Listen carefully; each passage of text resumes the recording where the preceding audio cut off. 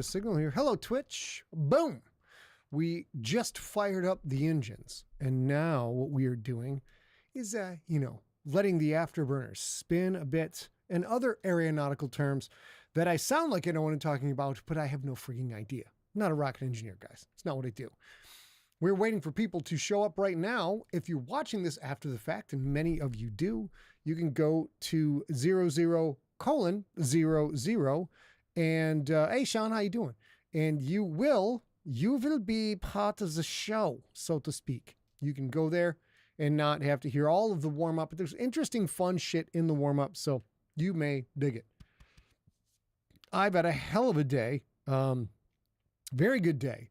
We are working on a bunch of stuff here in the Sigler household and the Empty Set business place.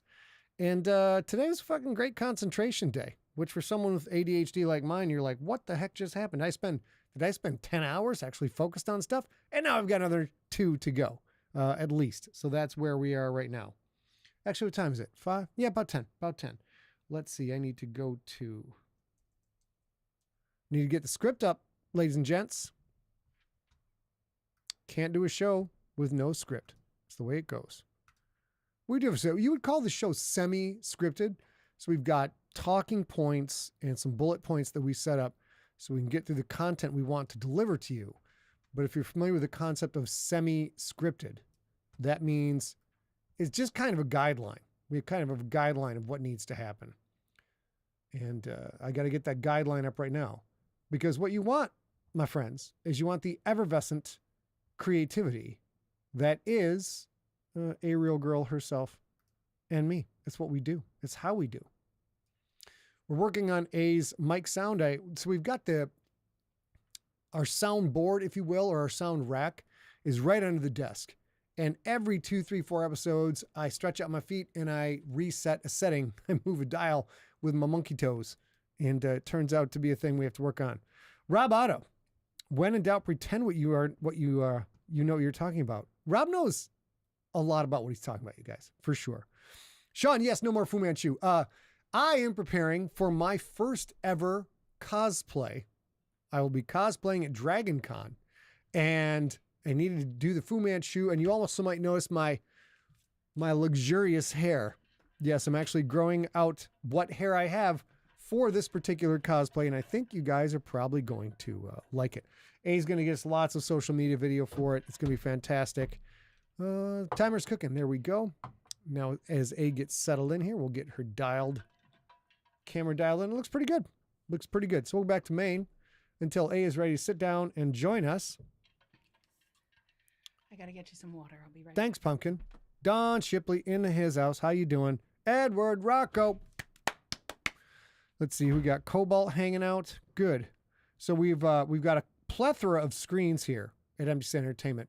We're trying to move the chat screen down. It's down. It's not crotchal region, but it's proximal. So your text. So when I do this, I'm not staring at your junk. I'm just looking at the chat. See how that goes today. Actually, I may have a better space for it right here. Ryan says I look 10 years younger. Ryan Minto, you guys, who's in the chat room right now, was literally... Ryan and I were working together at DataNet, and Ryan was there when I finally made the decision that I can either be going bald or I can be bald, and I'm a doer. I'm not a watcher. So the first time I actually shaved my head and showed up to work the next day, Ryan was right there. The son of a bitch, in the early days of computers, he made some kind of graphic. I don't even know how he did it. There was a picture of me with hair and went, doo-doo-doo-doo, and there was a picture of me without hair. And Ryan, of course, sent that out to everybody in the company. And I admit it was pretty funny. I'm not going to lie. It was pretty funny. But I had reached the comfort stage of being like, you know what? This little bit of genetics is just not going to work out for me. So I got to be me. I got to do me. I got to be my thing. You know what I'm saying? Yeah, Brian, you have...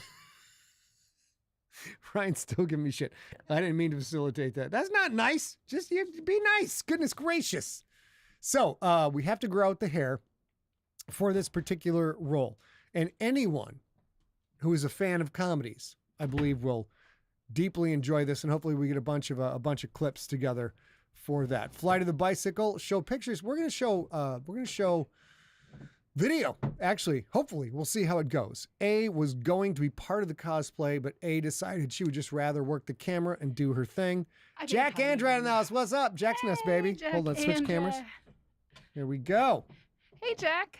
I was just in Burbank, California a couple weeks ago with Jack. Good friend of ours. Recording some music. Jack is a rocker and a roller and a hell of a good guy.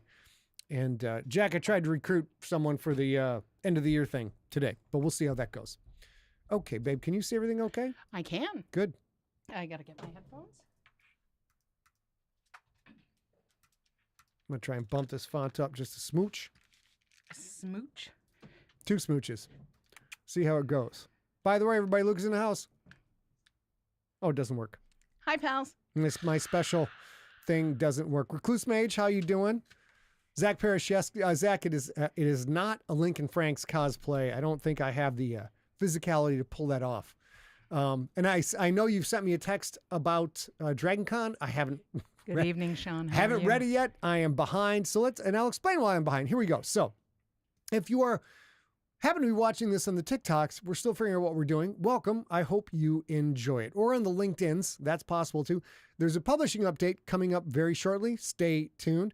Now, as I mentioned, you may have noticed these glorious locks. I love them. I love them so much. A is getting the joy of she's only seen me bald and with certain facial hair. So basically, it's like she got some strange going on in her own house. It's like there's a man in this house that I don't even know, and I like the way he looks. Yes, he is a man's. Definitely not putting it that way, but I feel you.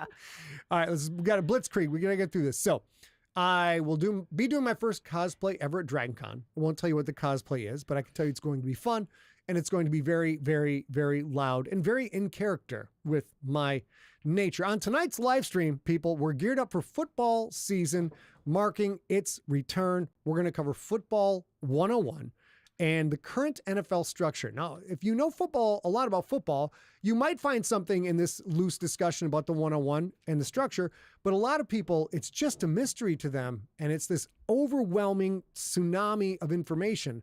So in order to do what we do here at Empty Set, which is help you understand your crazy uncle at Thanksgiving when he's screaming at the television and slobbering around the turkey, we're going to help you understand. Hopefully nobody slobbers around the turkey. Well, there's a spray. When you yell at the television, trust me, I've been this uncle.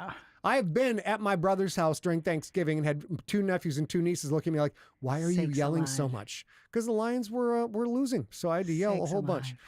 Publishing update. The next project up, as of Friday, I'll be working again on the Crypt Book 3's final draft. Lots already done. And we got to do our sales pitch here. That's the way it goes. Sponsors, GoDaddy.com. If you need a new domain, you're going to want to use code CJC. For sure. FOSSIG3, because it saves you 90% off the first year of a 3-year .com registration. Quince.com, I just bought my baby, something new off Quince.com. I can't wait. Today. And if you go to Quince.com/Sigler, great clothes at great prices, homewares, all the other things. You get 365-day returns on the clothing and free shipping on everything else. You should check it out. It's cool. And of course, I got mocked on this today on Reddit. I'm like, my purpose in life is to write stuff, and somebody put underneath it. And also, here's some information about stamps.com. I was like, fuck, that's fair. That's fair. That's fair. Yeah. Okay.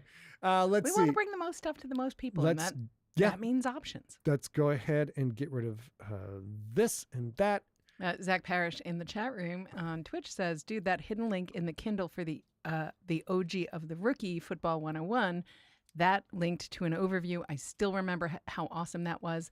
This is our effort to bring this into the modern age, into the Slices age, so that we can refer that same thing to people, because that podcast is a little hard to find. Still a link in that book. And this is an area in which you may be a tangential sports fan, a true sports fan, or not a sports fan at all. This is a no shame area, ladies and gentlemen, because it took me writing The Rookie, where I thought it's going to be so easy to explain it to everybody. I don't understand the problem. It's so simple. Turns out putting that shit into words is not all of that simple. So we do the best we can to explain it, but it is complicated. Coming up book-wise, Beasts Beyond the River, my next novel. Next month, a very serious, less than a month hardcore horror. It's old school Sigler, set in 1760, the French and Indian War. It is bloody. It is violent. It is gross. If you found me back in the day with Infected, Contagious, Pandemic, Earthcore, Ancestor, Nocturnal, this is your jam. Go to scottsigler.com/beasts, BEASTS. Pre-order that sumbitch right now. And the audiobook, who did the audiobook, baby? I can't quite. Can you remember his name? He's got a beard. I know that. He's got a beard. A lot of talent. Ron, Ray. Robbie. Oh! Ray Porter. Ray motherfucking Porter did the audiobook. And I've heard it. It's titties and beer, you guys. Yeah. Titties and beer and beards. Okay, so let's see. And then I'm currently right now, Rob and I are we've hit a bit of a production loophole with Slay Hatchet Man, which will be the new Slay Book 1. And we're getting through it, but that should be off to Athon tomorrow. Our publisher, Athon, they're not happy with us right now because we are late for the third time out of 3 books. And it makes me feel all horrible inside. We're doing the best we can to get caught up because we want to help those guys out. So we're doing a full copy at a pass right now. Should be out tomorrow. We will see. DragonCon coming up. As I told you, cosplay, which is why I'm growing out all the lettuce. Got 2 panels, the alien and science fiction, and 1 for the junkies on Friday. If you go to DragonCon, you need to be at 1 for the junkies. I assure you. And then on Sunday, Sounds Frightening, audio horror, and suspense in audiobooks. Sunday, August 23rd, we put Scott's High School Cancels Football into the Slices feed. Ryan, you might want to hear that one. It's a very sad situation. It was looking rough, back, yeah. It's rough, but that was very nice episode, and I hope you guys will dig that. And then August 27th, which happens to be the day we're recording this. No, that's tomorrow. Tomorrow, Slices Jalen Daniels versus LSU goes live in the feed. A crazy story about a multimillionaire rock star young quarterback getting real mad at his alma mater and saying, you can't use certain things and I won't let you. It's wild. It's wild. I kind of get it both ways, though. We also want to remind you that this coming week, we will be going to Atlanta, going to DragonCon. So next Wednesday, no live stream. That's right. We're going to have plenty of episodes in the podcast stream for you guys, though. A couple that we're recording offline that you won't see us record. I know sometimes people get a little confused about that, but we are not planning to do any live recording or live publishing next week while we're in Atlanta. Mm-hmm. We may grab some audio for a future cast. I'm not sure about that yet, but there will be things in the feed. You'll get something on Sunday like normal. We'll still be here on Sunday. You'll get something on Wednesday because there won't be a live stream on Wednesday. You'll probably get something on Friday and next Sunday as well. And then we'll be back in the saddle. Lots of interesting stuff from the podcast feed. Yeah. So last thing is, if there's anything you want to hear us talk about on Slices, you can email info@emptyset.com. We would love to hear your ideas. If you want an explanation for something in the world of sports, or there's some technology thing going on in sports, or a political thing, technology thing, something that's not on actually the action on the field or the business side. What were we going to say? I was also going to say, or the industry that we work in, publishing and writing. Yes, we do that too. Would you put that back on the coaster for me? Yep, 100%. There we Thanks. go. So, all right, now before we begin this double podcast episode, we want to take a moment to celebrate the life of a truly great American icon, an idol. Dolly Parton died yesterday at the age of 80, and many others have covered her accomplishments. There's an infinite scroll of things that she has done. Other people have done that far better than we can. So we're going to keep this short. Right now, we want to celebrate Dolly's choice. Celebrate 2 things about Dolly. Number 1, her choice to not become a billionaire in this day and age with the conversations going around. That's a very interesting choice to make. She could have easily been a billionaire simply by not spending the money that she had pouring in and just collecting interest on that money. That's how wealthy she was. During her life, though, she gave away over $600 million through her Dollywood Foundation. Mm-hmm. And it is estimated that at her death, her net worth, not counting the 600 mil, was between $450 and $650 million. So again, if she was a hoarder, if she was a very, very selfish person who didn't care about others, she would have absolutely been a billionaire, zero question. But Dolly did not want that. I want to offer two things. One, it makes me so sad. Sorry, you guys. I cry all the time on the internet. So I want to say that two things. She absolutely could have been a billionaire if she wanted to, but she actively did things with her money that empowered people who she never even met. And my favorite one of those is Whitney Houston sang her most famous song, I Will Always Love You, and had to license that from the Dollywood Foundation to do it, or wherever she did that. And Dolly used all of that royalty money, all of it, to create a neighborhood, to create benefit for a primarily Black neighborhood in Nashville. And she called it the house that Whitney built. And I love that story. Another one of her charities is, of course, the Imagination Library, which has mailed over 300 million free books to children around the world between their birth and age 5. There were many, many charities that we donate to. We are big fans of animal charities. We are big fans of veterans charities. And we are a big, big fan of the Imagination Library. We have donated to this many times before.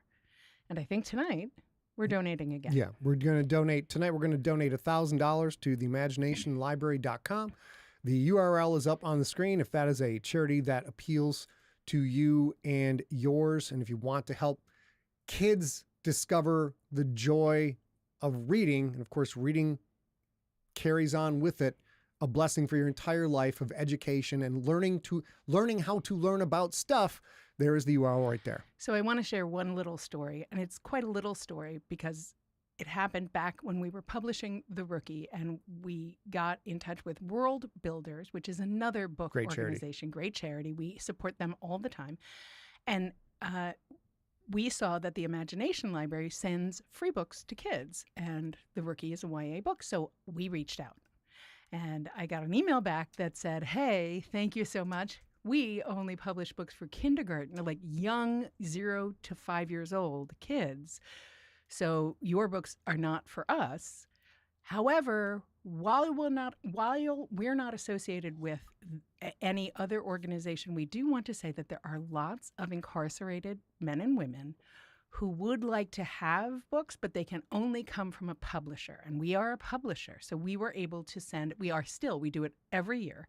We send copies of the YA books because they are content that is approvable for a prison library. We send to prisons around the United States and in Canada to help support people, incarcerated people, bettering themselves, learning to read. Many, many of them don't have the right proficiency of reading, and now they have incentive and energy to do that. So we love the Imagination Library. We love Dolly Parton.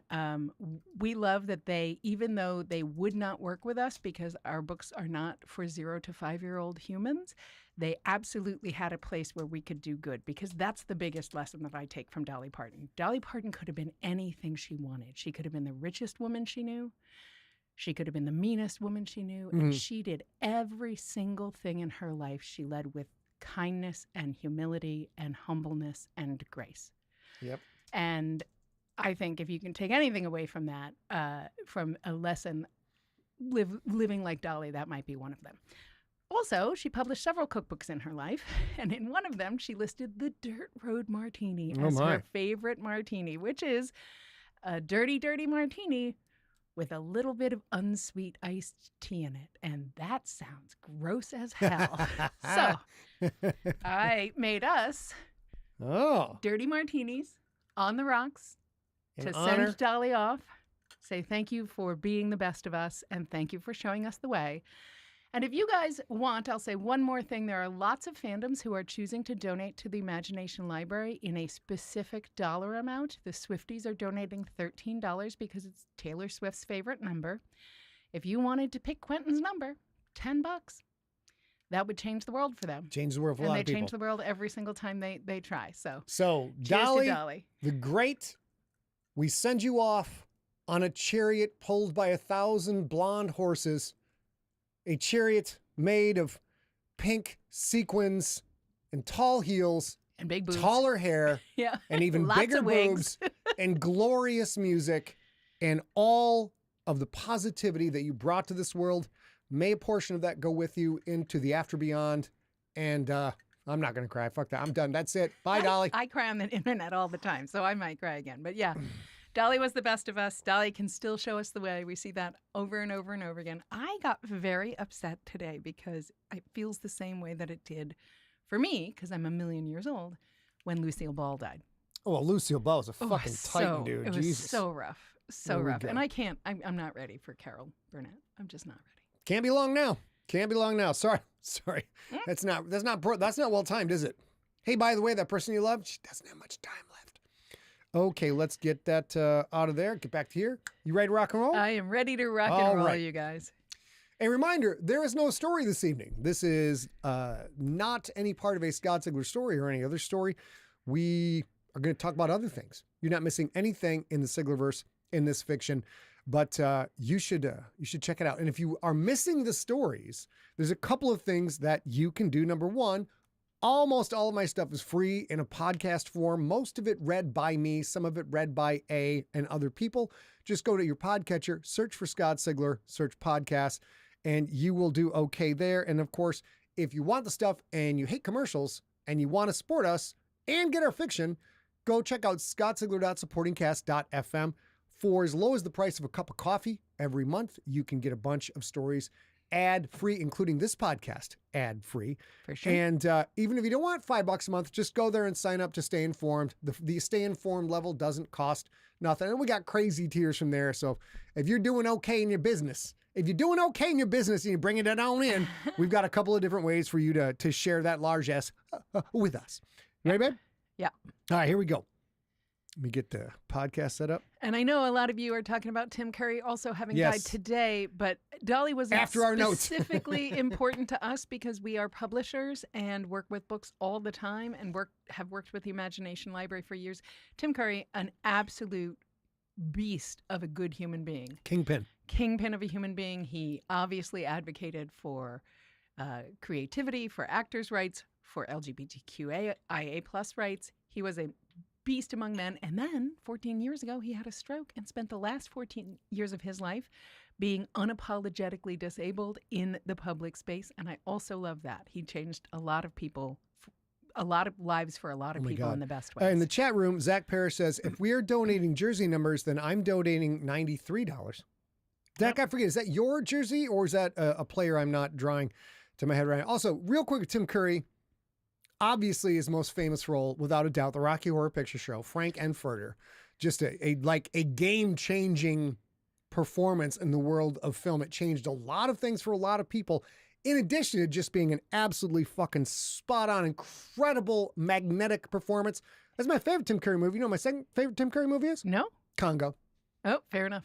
Congo. Yeah. Congo does not get enough respect as a horror film, ladies and gentlemen. It simply does not. A lot of his voice acting. Come on, that guy was A lot of his tight. voice acting that he did in the last 14 years of his life, because as an actor, he didn't like the instrument after his stroke, so he moved into more voice acting work and was unapologetically fantastic.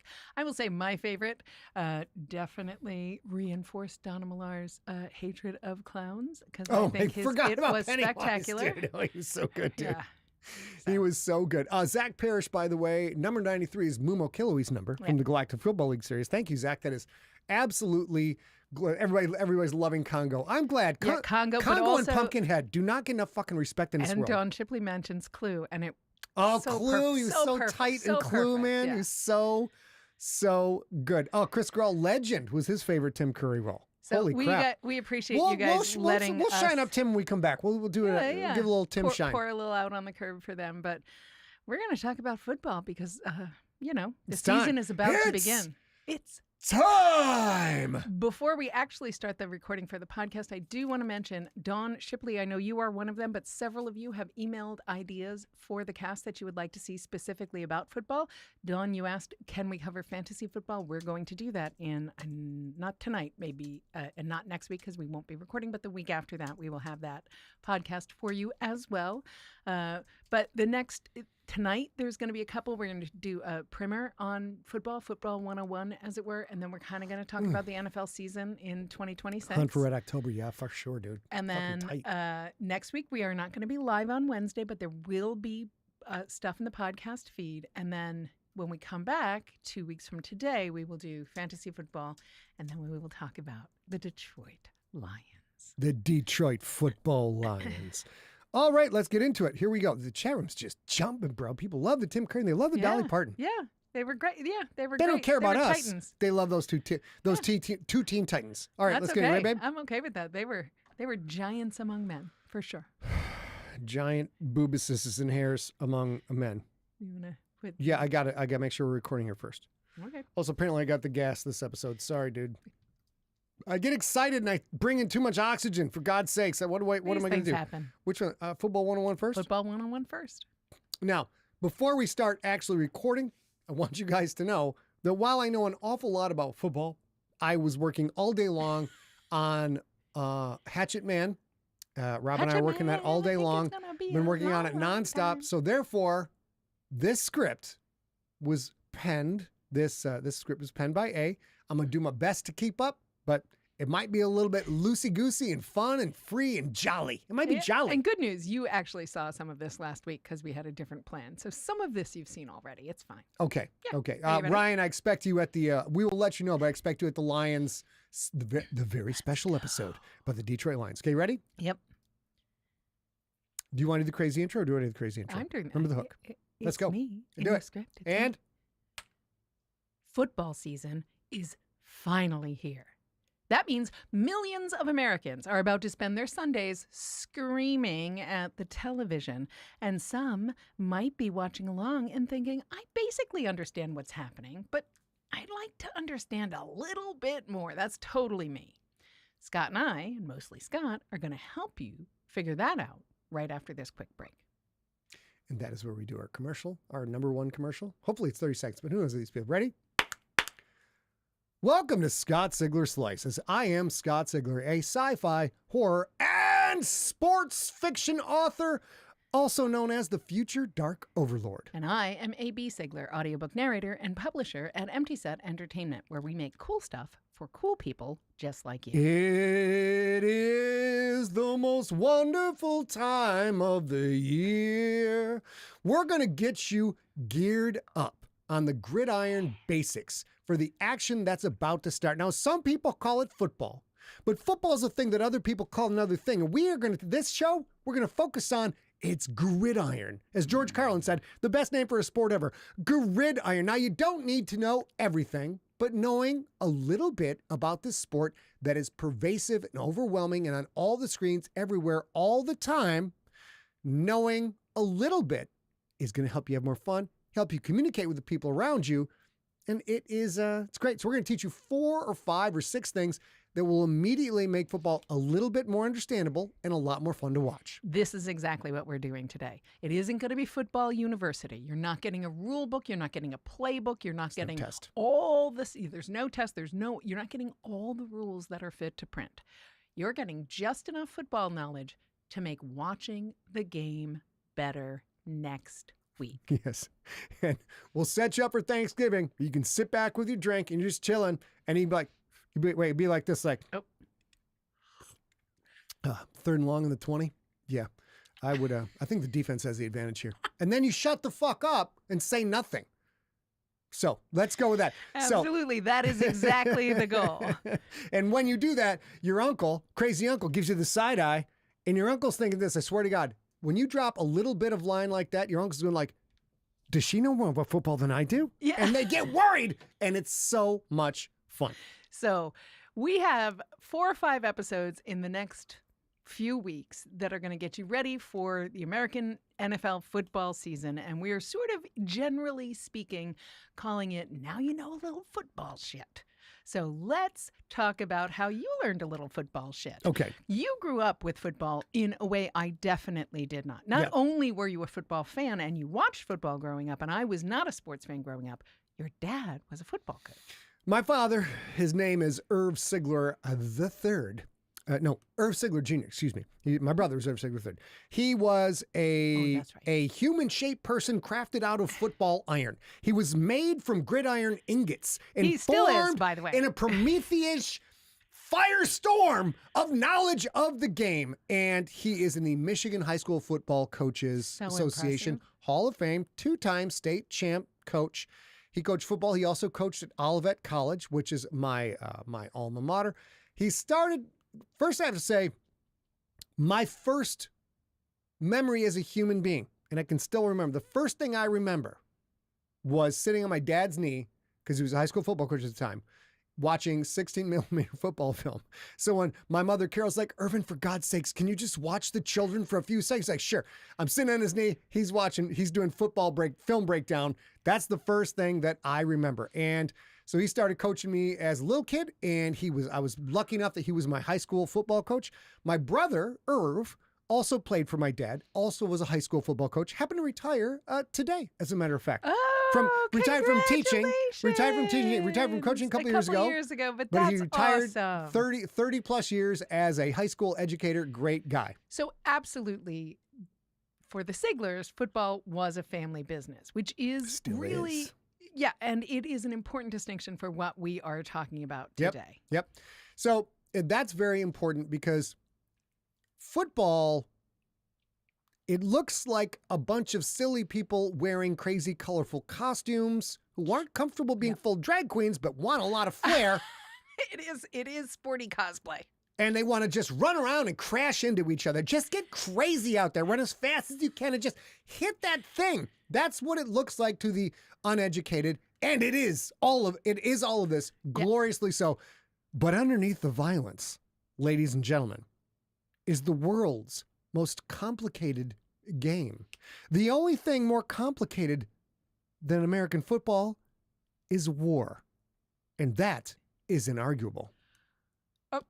I mean, well, that's a lot out of what I was going to ask. I don't think that's true. I think there are things in between American football and war that are also complicated. I'd say things like childbirth, child rearing, things like that, much more complicated than football. There aren't rules for those things, though. So let's get back to what we're doing, yes. right? All right, so the thing that we're trying to do today is figure out the simplest way to describe football on a high level so that we spend literally like half an hour talking about the things about football. Less proselytizing, more actual information. Football it's chess with humans who are being violent. Every play is a tiny little battle. The offense has a plan. The defense has a plan to counter the offense's plan. Neither side knows exactly what the other team is up to. So they line up 11 men on offense, 11 men on defense. They make adjustments at the lineup based on where people are positioned on the field and trying to guess what the other team's going to do and adjust your plan according to what you think they're going to do. And then the ball gets snapped and everybody's plans then go into full motion and they collide at full speed. And 5 or 6 seconds later, that play is over. Everybody goes back to the huddle, recalibrates, starts plotting again, and this repeats for the entirety of the game. So when Scott and I first started watching football together, which would have been around 2016-ish, I think in 2009 I had to pick a team. In 2014 he moves to San Diego. In 2016, 17-ish we start watching Sunday football together, and he says stuff like that to me, and I can't see which way is up. I don't know. I literally can't follow the ball after the snap. I don't understand what's going on at all. But that's what Scott says. Like, all you have to do is follow the motion on the field. Everybody is fighting for their lives. They're getting up and starting it over after 5 or 6 seconds, and I'm going to teach you how to do that. And that's what we're going to try and teach you guys today, how to start seeing some of that plotting. Plotting, good word. As you see a little bit of it, it gives you the ability, it kind of unlocks the ability to see a little bit more of it. Yes. And in the chat room, Jen says, and where does the butt padding start? Because I have seen a lot of butt padding. Well, not enough butt padding, though. We will get into that. But by the way, if you're listening to this podcast in audio, we do this live every Wednesday, 6 p.m. Pacific, 9 p.m. Eastern. You can join us at twitch.tv/Scott Sigler, youtube.com/Scott Sigler, or facebook.com/Scott Sigler. So go back to the plotting part. Let's go. Right? Because I want you to help them the same way you helped me understand and start seeing some of that plotting. Okay.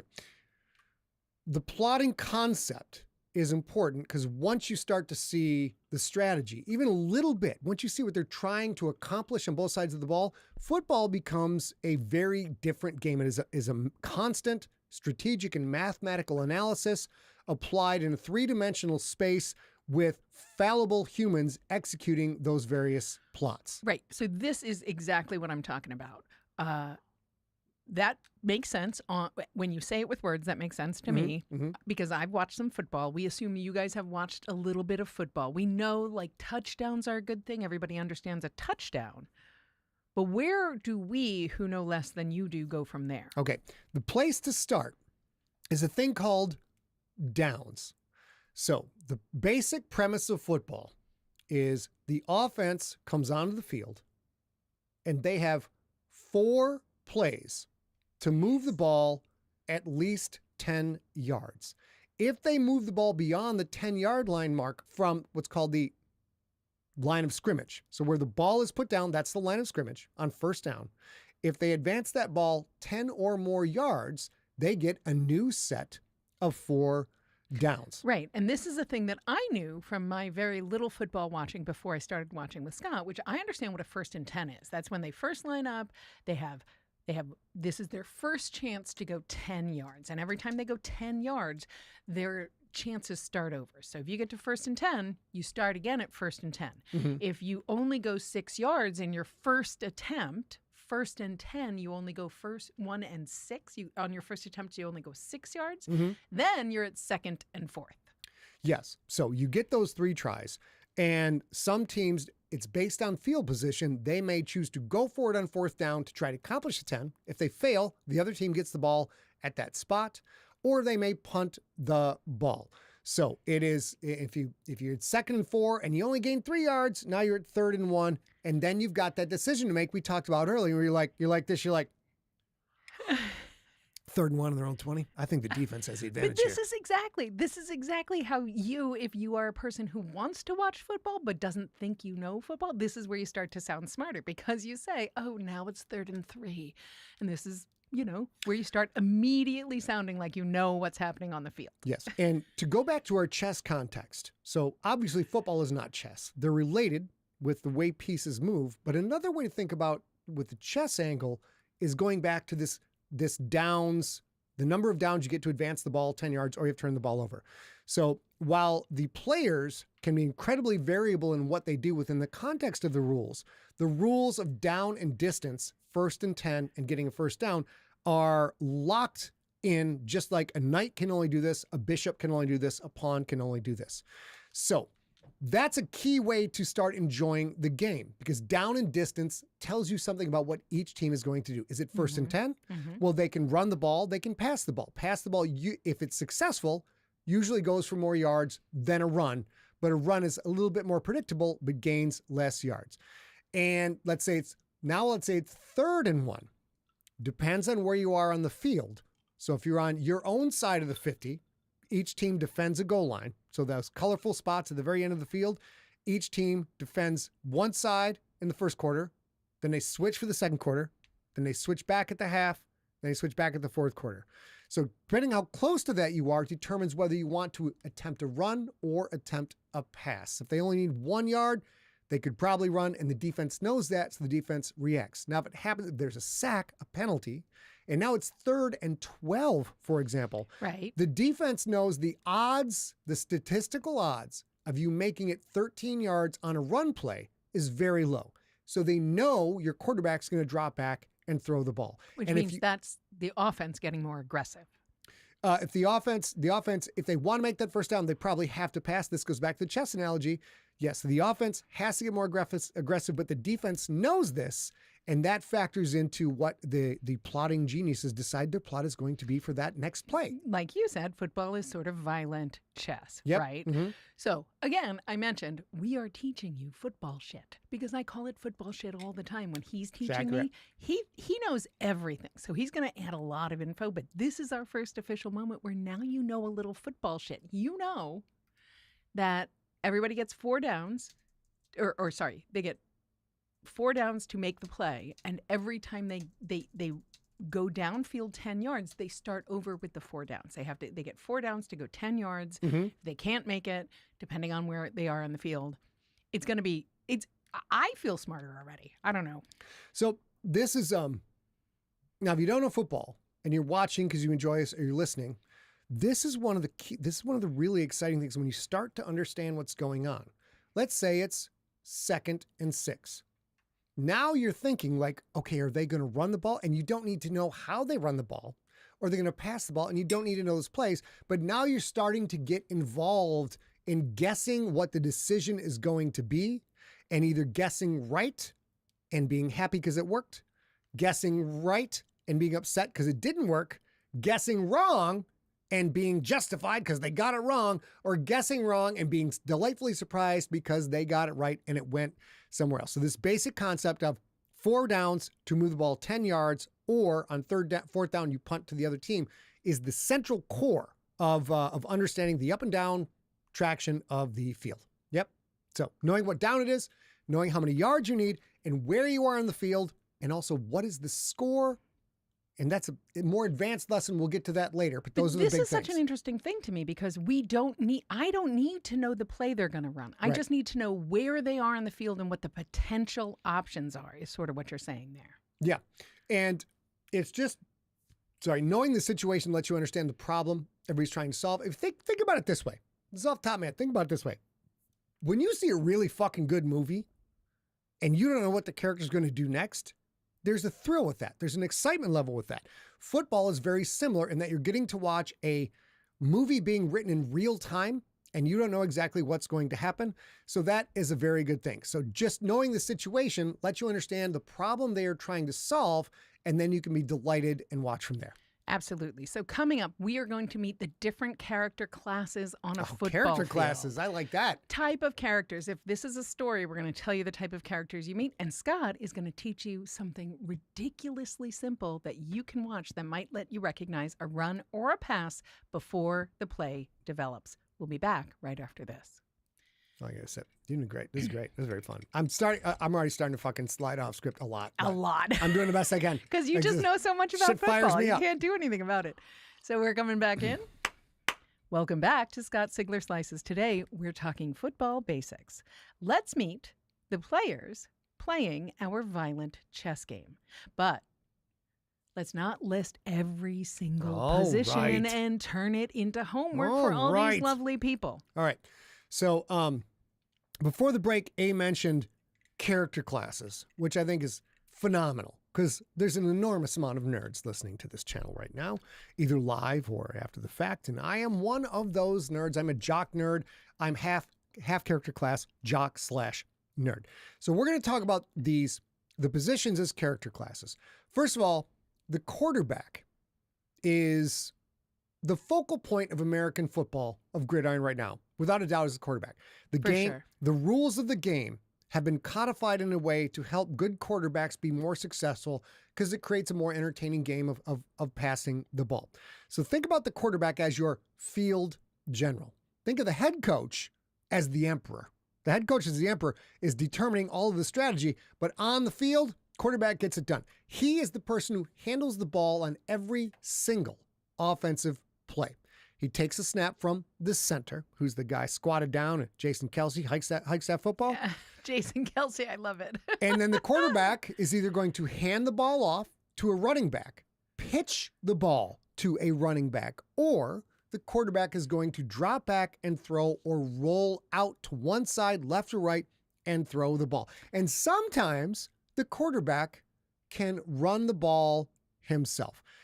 And this is where it starts to get nutty. This is for another time. But the amount of calculations and permutations an NFL quarterback makes after he gets the ball in his hand and watches other people, he's making decisions before the snap and after the snap based on what other players are doing. So like 5 minutes ago, you mentioned that he might throw to a running back. I would like to go back because this is the thing that you helped me learn. Okay. And so I would like to talk about what a running back is because you said he might throw it to a running back. Mm-hmm. Yeah. Tell me about Throw to running back, hand off to running back. The running back or tailback is usually the big, strong young man who's lined up directly behind the quarterback. There's a center in the offensive line. The quarterback is behind the center. And then behind the quarterback is a person called a running back or tailback. These are very, very strong, fast people. And their job, if they're handed the ball, is to advance the ball toward the line, try and find a space in the line where there's room to run. And as he moves forward, he builds speed. Some are tanks, or if we're talking character classes, some are bricks. These are just big, strong people who hurtle into a space and power through. And some are more of a dancer. They got a little slightness, a little move. And some are actually both. Many of the greats are both super strong and powerful and have crazy agility. And it's almost fucking unfair, to be honest with you. Terrific. Now I want you to tell me about wide receivers. Okay. Because we're trying to teach the different people the quarterbacks might encounter or work with on the field. So we're going to go through several other things. Got it. Okay? So the next character class, wide receivers. And wide receivers are usually the big, tall, incredibly fast, agile guys who line up wide to either side of the field. Okay. They are probably amongst the fastest people in the game, and their speed is impressive because if the quarterback can throw to a wide receiver who's gone beyond the defense, that's going to go for big yards. They do some blocking, but not a lot of blocking. Their job is largely to put a move on a bit, and fucking go downfield, and then a good quarterback hits them. Now, then there's also another sub-character class called the tight end. Yeah. It's not dirty. It can be dirty. It's not dirty, though. Lots of new football fans may know what a tight end is, because they came into football loving Travis Kelce. And Travis Kelce's brought a lot of people into the game. So a tight end is a combination between an offensive lineman, the big dudes who block, and a wide receiver. They're very big dudes, the tight ends, but they've got hands like a wide receiver, and they're relatively fast. Not as fast as wide receivers, but faster than the other people on the field, except for the running back. So they can either block for a run play or go out on a pass pattern and be an eligible receiver for a quarterback to throw to. And they are very big people. And then we also have the offensive line. Yep. So I want you to talk. This was so hard for me in my first 2 seasons of watching football to understand. Because everybody is defending themselves, is what happened in my head. Everybody's defending themselves. They're protecting and defending themselves. Mm-hmm. But there's a difference between a defense and an offense. And so we have been talking about the offense here. Mm-hmm. And so we're still on the offense. Yeah, I get you. So the offensive line. I just want people who are unfamiliar and can't quite tell who's who on the field. These are all people on the offensive line. They are on the offense, they are protecting their possession of the football. All right. So those of you watching live, I'm going to use a hand to explain. And those of you listening, I'll explain which fingers I'm putting up. And yes, Jason Kelce is the middle finger. So he'd love that. On 99.9% of the plays you watch in the NFL or in college, there are 5 gentlemen lined up in the center of the field. The first person with touching the ball on the ground to hike it to the quarterback is the center. So if you put up your hand, the middle finger, the bird finger, that's the center. Your pointer finger, your pointer finger and your ring finger, those would be called guards. Those are offensive guards. Those are usually the most agile, athletic people on your offensive line because they're required to step back and go right, step back, go left, block straight ahead, block downfield. They don't look like they're fucking great athletes. They're exceptional fucking athletes. And then on the outside of the guards, you have the tackles. And the tackles are probably the biggest men in the offensive line because their job is to keep that precious quarterback alive. So it's 5 enormous people whose job is to either create running lanes for the running back to come through or to drop back and stop other large humans from getting and breaking the quarterback. Like kind of workhorses. They're absolute tanks. They're workhorses. Offensive line doesn't get fantasy football glory. They're not even tracked in fantasy football. They don't score touchdowns ever unless there's a crazy schmaz. And don't worry, but you know what? This is basics. They never score touchdowns. They're not allowed to score touchdowns. But the bottom line of football, if your offensive line sucks, you're not going to win games. It's the most important position on the field are those 5 guys, in my opinion. So since we've already talked about the most important people on the field, let's talk about some of the other people on the field. Let's talk a little bit about defense, high level. Yeah, high level. For the high friends level. at home. Okay, so the defense, let's switch to the other side of the field. And the first thing is we talked about the offensive line, the 5-man on the hand, lined up right across from them, close enough to smell their breath. Close enough to look into their eyes and say, this ain't going to be your day, son. This ain't going to be your day. That's the defensive line. That can be 3, 4, or 5 young men lined up in a 3-point stance. So they're right, and this is the biggest battles. So those are the largest players on the defensive field, and their job is to basically fuck up the offensive line and tear off a quarterback's head and shit down his throat. That's what their job is. Then behind them is the linebackers, and that can be 1, rarely, sometimes 2, in the NFL most often 3 guys who are on their feet with their hands on their knees or their hands inside, not in a stance. They do not have a hand on the ground. Their job is to read what the offensive line is doing, predict where the ball is going, and then get to that ball very quickly, or they may blitz and attack the quarterback, or they may drop into coverage and cover the tight ends, the running backs, or the wide receivers. Now we move into the most miserable job in the game of football. Cornerback, not quarterback, corner, like turn the corner, cornerback. A cornerback's job is to chase and predict and react to the fastest people in the world of professional sports and react to whatever they do and try to stop them from getting open so the quarterback can catch the ball. It's an amazing, amazing job. And then lastly, the guy, if you're looking at the quarterback, and in front of him is the center. In front of the center's defensive line. Then there's the linebackers. The farthest guy back, the guy at the edge of the playground that nobody wants to pick, that's the safety. There's a free safety and a strong safety. Their jobs, they're extremely important. They have to do pass coverage. They have to read the linebackers, the offensive line, the receivers, and the quarterback, know where to cover deep to cover the receivers. And occasionally, in the world of John Lynch's, your job is to come up and knock the snot out of somebody who doesn't know they're about to get the snot knocked out of. So it's very, very critical, important. And they call them the safety because that's it. If you get past the safety, that's a touchdown. So it's very important set of positions. It's the last safe person who can keep your team safe. Yeah. Okay. We do have one more position to talk about, and that is the kicker. Hold on. Sorry. Bad timing. As it happens. So the kickers. Actually, we got a group of people to talk about. Special teams? Here we go. Kickers are part of special teams, which we'll probably get to in a minute, but you've got your 4 downs to make 10 yards. If you get to 3rd down and you don't advance into the end zone and get a 1st down, you can either punt or kick a field goal. Depending on if you're Dan Campbell. Or Dan Campbell, head coach of the Lions. You can go for it and 4th and try to get the 1st down.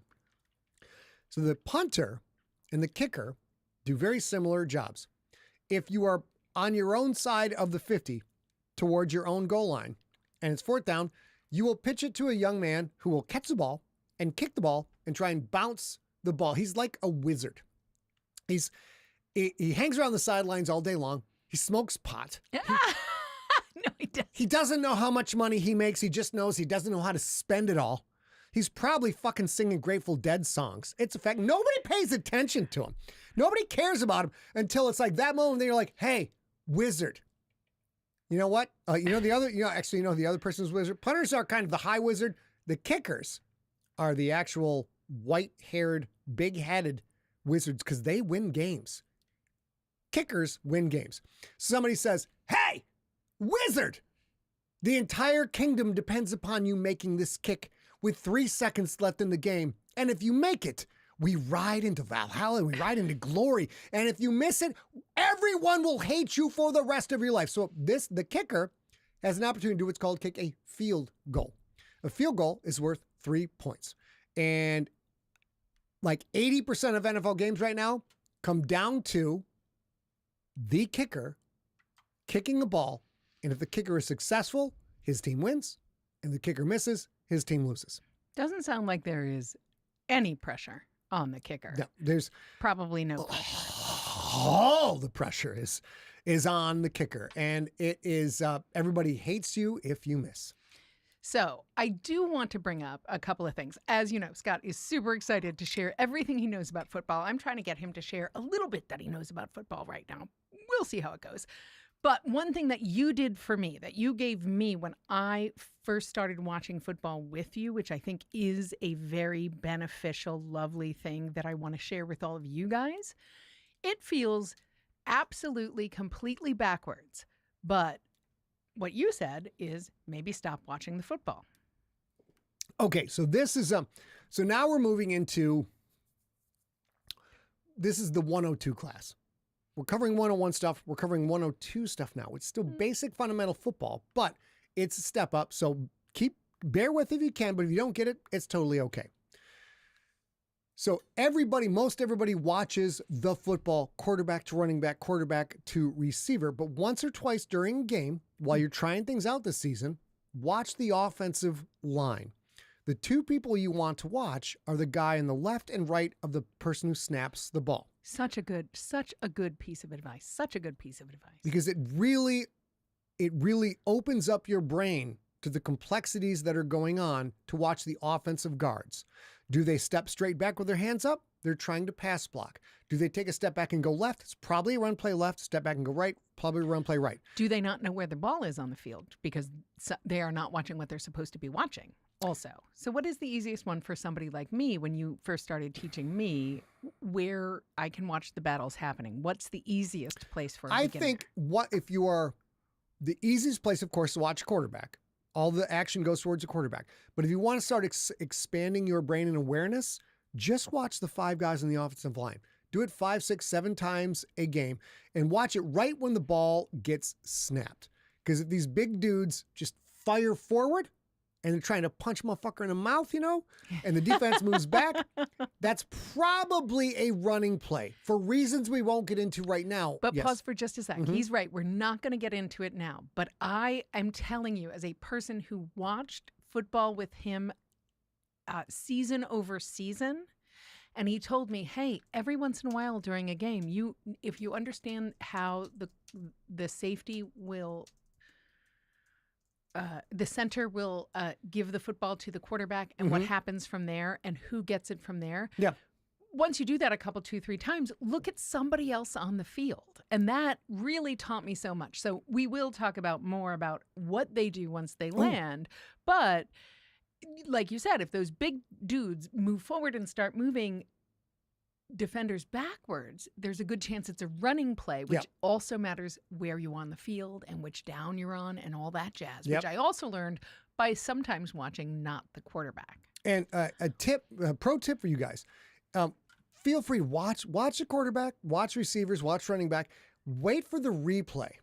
On the replay, you can then focus in like, okay, I already know this is a running play. I know this play went for 12 yards. I got a first down, went right up the middle. So on the replay, don't watch the running back a couple of times. Watch the center, watch the guards, watch the tackle. Now, if these guys off the snap, they all drop back, it's almost always a straight up pass. You said almost always, but not always. Not always, right? No, yes. So you have to keep watching. Because football coaches are sneaky, sneaky bastards. And sometimes there's a thing called the play action pass, which where the quarterback drops back, the offensive line drops back, then the quarterback goes, beep. He goes, beep. He puts it to the side, and one of those running backs grabs the ball and runs because the defense recognizes the offensive line backpedaling. So the defense also backpedals in reaction, and there are play action passes, draws and screens. These are specifically designed because the offense knows the tendencies of the defense, knows what the defense is going to do on reaction once they see the offense move. So there's a whole set of counters, and counters. But what we're learning here is there are patterns because most of the job of football before the snap is to fool people. It's to fool you into thinking I'm going to do something I'm not going to do. So again, I'm going to kludge this in throughout this entire series of little football episodes that we're doing in a row. But this is football shit. This is football shit. This is Scott having taught me football shit. And now you guys know football shit. So you absolutely watch the offensive line immediately after a snap. Mm-hmm. You will often get an early clue about whether or not they are going to run that ball Yep. or pass that ball. That's correct. And once you guys at home can start doing that, You're going to see the game differently, right? Don't make it too complicated. Watch, enjoy. And the primary thing is if you watch NFL on broadcast television, they're very talented people who will tell you what happened after the play is done. But once you start, and you learn, once you start watching from the snap of the ball, you're going to start to see the game differently. You're going to see the chess match. You see a schmoz of people chasing a ball. You start to see 11 individuals on either side of the ball that have very prescribed jobs that have to work together to make their jobs work. If they don't work together, they're screwed. And then you start to see, then after all of that learning comes the individual physicality of mano-a-mano battles, and you get to watch who's just physically better and better prepared. absolutely. But he just brought up a thing, and we are going to take a quick break right here. But coming up, one of the strangest things that I had to learn watching football as a new fan. My team has the ball. The ball, I have learned, is wildly, incredibly valuable. And then my team, what the hell, just intentionally kicks it Gives it away. to the other team. Here you go. This is for We're you. going to talk about that bullshit right after this quick break. Yep. Ready? Yep. Can I do the intro? Yep. Welcome back to Scott Sigler Slices. In this episode, we are talking about the game of Gridiron. The American creation that separates the men from the boys and is an incredibly complicated game. And we're going to explain to you why you can gradually, incrementally learn things that will expand your enjoyment. Okay. We're going back to my example. Okay. Right? Okay. Yep. I am on the field. I have the football. I want the football. That is my job as a football I want player. it. I want I it. have it. I have I it. want it. Yes. Because that's the only way I can score on an American football field. Must have the ball. Why on earth do I punt it away, bro? You just give the football to the other team. Why? Why would you do that? Why do I do that? What is the reason I do that? So a big part of the game is football is about territory and field position. Field position is as you learn about the game of football. What you want to listen for is announcers explaining field position, because field position is mathematics, statistics, and probability. There's an enormous amount of heavy mathematical analysis in the game, which predicts when you should give the ball to the other team. So let's say it's 4th down. You failed on your 3 downs to make your 10 yards. You failed. And now it's 4th and 8, and you're deep in your own territory. So you're closer to your own end zone you're defending than the other team's end zone. Okay. You can go for it, but statistics indicates to get those 8 yards, it's probably not going to happen. And then the other team's going to get the ball already in scoring position to get a touchdown or get a field goal. They're already going to get points. That's bad. So bad, that bad, means, bad. according to the maths, you want to get rid of that ball. So you can go for it, but that's almost always very, very bad, or you just punt. So you voluntarily send the ball farther down the field because you know the other team's going to get it anyways, but you're making them start much farther away from the end zone, which makes it more statistically improbable they're going to get points because of the amount of coverage, that territory they have to cover. So you explained this to me exactly that way a decade ago almost. Mm-hmm. And it's exactly that. It was hard for me as a person just trying to learn football and learning, okay, so I am now the offense. I have the ball. I want to keep the ball. I want to win points. I want to do the thing. Yep.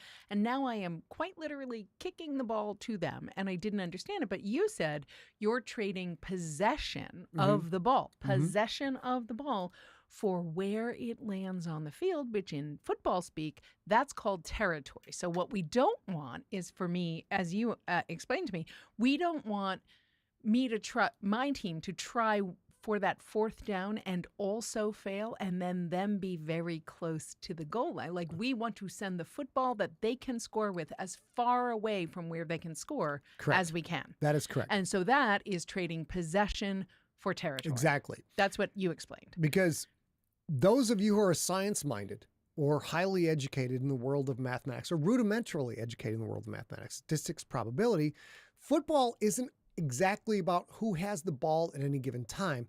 It's about where they have the ball when they have the ball Oh, yeah. and how far they have to go from where they have the ball to get into a position where they can actually score points. And I don't think we're going to cover the scoring system today. No, not today. This is super high level, but this is exactly what you're talking, and you taught me. Because then now I got super mad thinking every time somebody punted, like, what are you doing? You're giving the ball away. But no. You're crazy.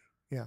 They're not cowards giving the ball away. Correct. They are protecting their field position and protecting the scoring position of the other team. And that I didn't understand at first. It was a while ago, but I didn't understand. Why are you cowards giving the ball away? Why don't you just deal with it? Right? Why don't you fight? Sometimes, and it can feel like that for you and sometimes I am also screaming, why are you punting? And also, God damn it, Dan Campbell, head coach of the Detroit Lions, you're on your own 32. Why are you going for it here, you silly, silly person? But that all gets into coaching strategy, which is an X factor, and people who are more risk-oriented will try to go for it on fourth down, and those who are more risk-averse are just going to straight up play the statistics.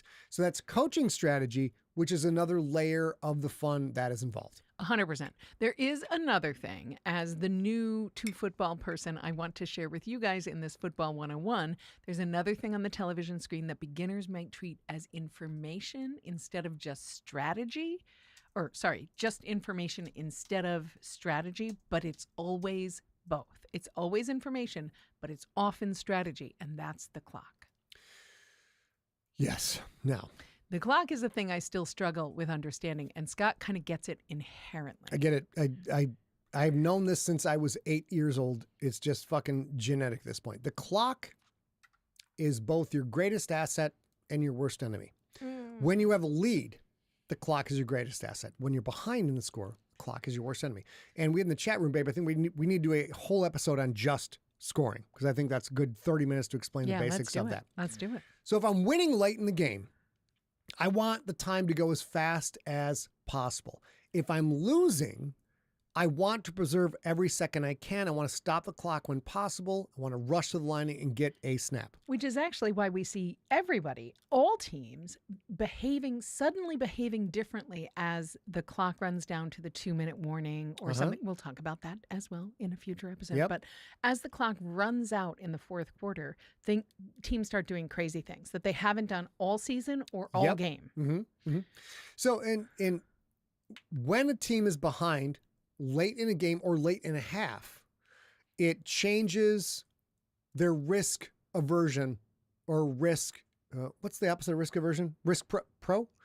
Pro risk, anti-risk. Because there's a thing, this is just take a second. Risk engagement, maybe? If I have the ball and I need to score before the half or at the end of the game to win the game, I know that every second I have the ball is less time the other team has the ball. So if I fail in my endeavor, it becomes less statistically probable they get the ball back and can come back and score. So it gets a little bit more complicated. But this is why sometimes at the end of half or the end of the game, you'll see somebody throw a pass, somebody receives a pass, and everybody just hurries up and rushes to the line. There's no huddle whatsoever. Or they just throw the ball out of bounds, or they spike the ball on the ground. These are things that stop the clock, and even that loses a down. So you made a big play, you're 1st and 10. Quarterback immediately throws the ball down. Now it's 2nd and 10. You're like, that's silly. Why would you do this? Because there's only a certain amount of time to get to the end zone, and 2nd and 10 is not great, but it's much better than the clock running out and you not having time to do that. So people get out of bounds.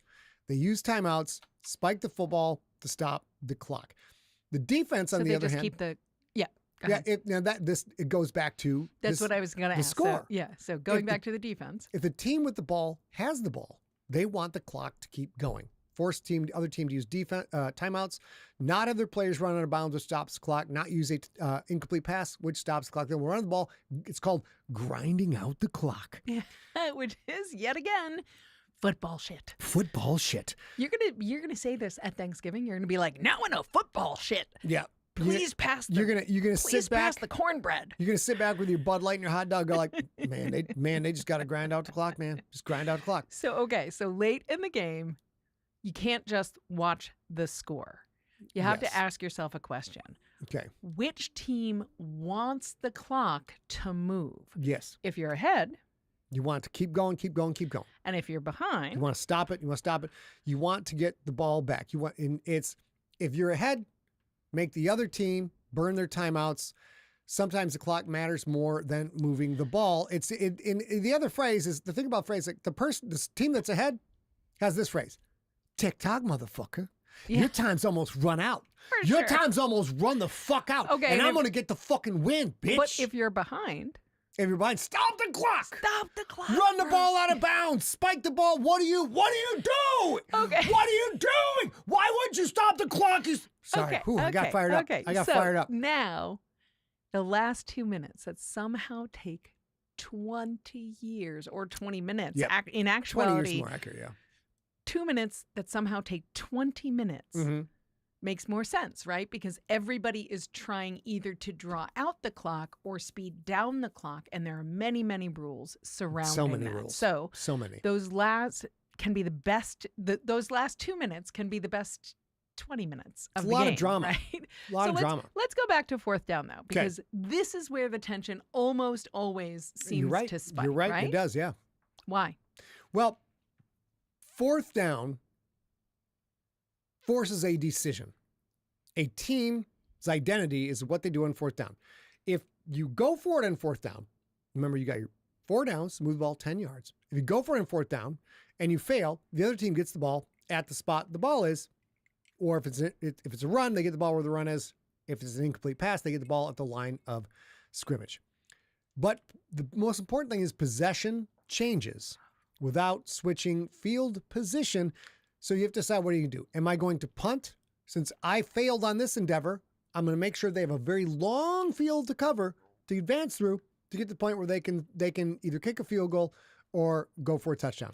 And there really isn't an answer, is there? Well, there are statistical probabilities proven out by over a century of football, covering basically the same rule set for that entire century. But there's a lot of parameters. It's an equation with multiple variable parameters. How many yards do you need? Yeah. Where are you at on the field? If you attempt this, risk this, and fail, what are the ramifications of failing? What's the score of the game? How much time is left in the half or the game? Because if you fail and the other team only has 10 seconds to go 40 yards, that's a thing. If they got 4 minutes, that's a completely different thing. How good is your offense? How good is your defense? Can you count on if you go for it and miss it and risk, but your defense is fucking nails, you're going to go for it more often because your defense can stop them. It really comes down to, what are the statistical probabilities? What is your player content? What is your team content? And with those two factors in mind, how much risk are you willing to tolerate? Absolutely. As the novice here among us, I agree. I do think, though, that for the novices among us listening, that means you guys are going to learn something about the coach of your team. Yeah, you're going to learn a lot about the coach of your team. So fourth downs revealed the coach's personality. How they handle that? What their choices are. Some coaches are extremely conservative. Bill Belichick was almost always, he just played the statistical probabilities. 100%. Some coaches are aggressive, like Dan Campbell, the current coach for the Detroit Lions, who apparently doesn't know math and doesn't give a shit about it. He was skipping that class and going out and getting fucking baked behind the shop class. You know what I'm saying? In our chat room this evening, there have been many, many people who called him by his nickname, Dan Gamble. Dan Gamble. Is your coach aggressive? And aggressive also factors into how much faith does the coach have in his players to execute that risky maneuver. So what it really comes down to is Dan Campbell, among others, is trying to give me a fucking heart attack all the goddamn time. All the goddamn time. I need you to talk a little bit about your beloved Detroit Lions head coach, please. Well, Dan Campbell, DCMC, Dan Campbell Motor City, who drinks 120 ounces of fucking caffeine before he gets to practice every single day. He's my guy. He's my dude. I got a Lions jersey, and because Dan Campbell played for the Lions, I got the Dan Campbell jersey, not the Jack Campbell jersey. Jack Campbell's a linebacker for Detroit. He's very good. I got the Dan Campbell jersey. How many other football jerseys do you own? I mean, besides mine?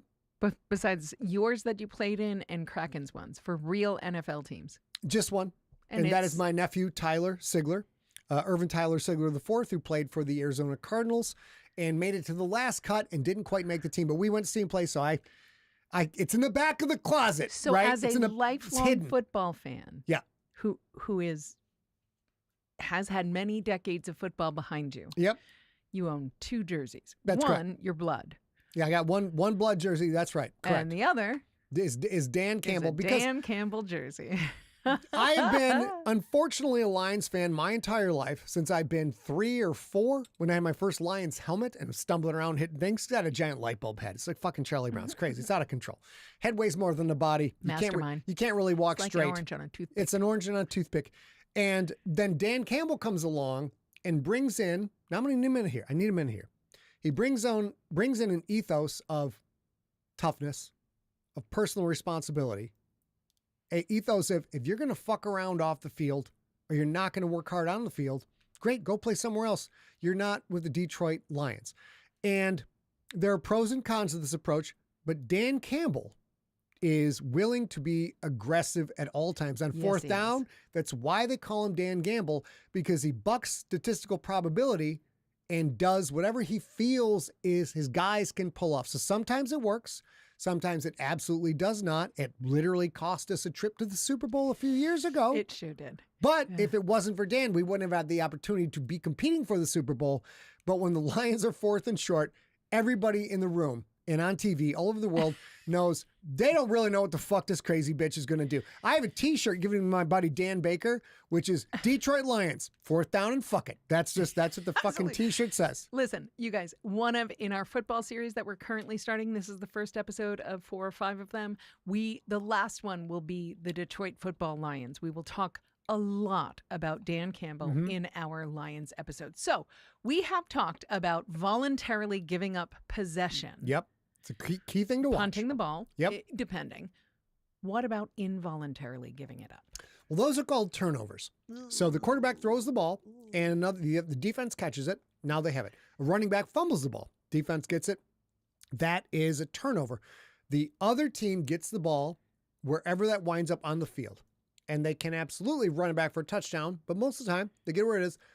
Think about this as, this is the surprise season-ending cliffhanger. Yeah, it's a great way to put it. The plot twist in Absolutely. football. Yeah, you think you're doing everything. Your team is driving. Yep. You're looking Looking great. great. Everything Yep. is going towards the end zone. Everything's wonderful. happy. Your throwback, your quarterback throws and It's a goddamn interception, Jared Goff.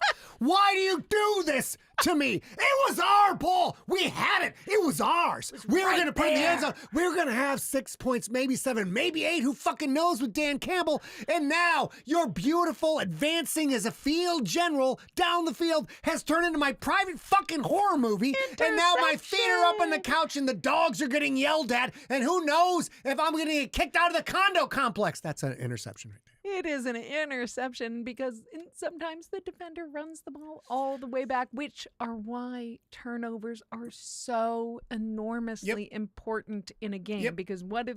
They can change everything. The turnovers are part of why, even when teams play with very strict statistical probability, they change everything. It changes possession immediately. It changes field position immediately. And it changes momentum significantly. Momentum is a significant factor in the sport of American football.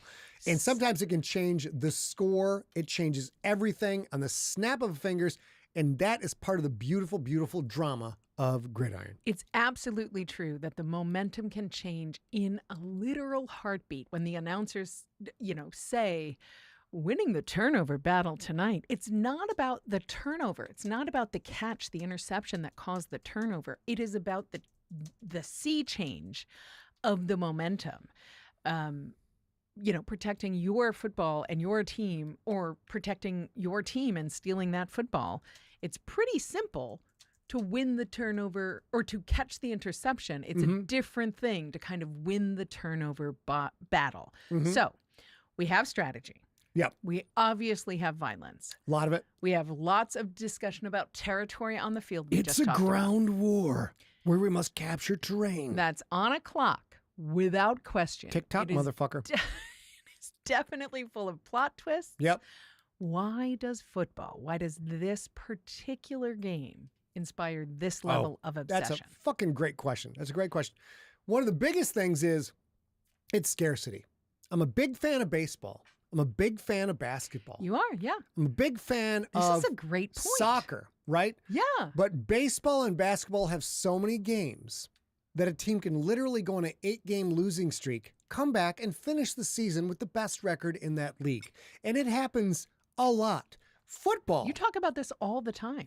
In the NFL, you got 17 regular season games, 1 week off, 18 games.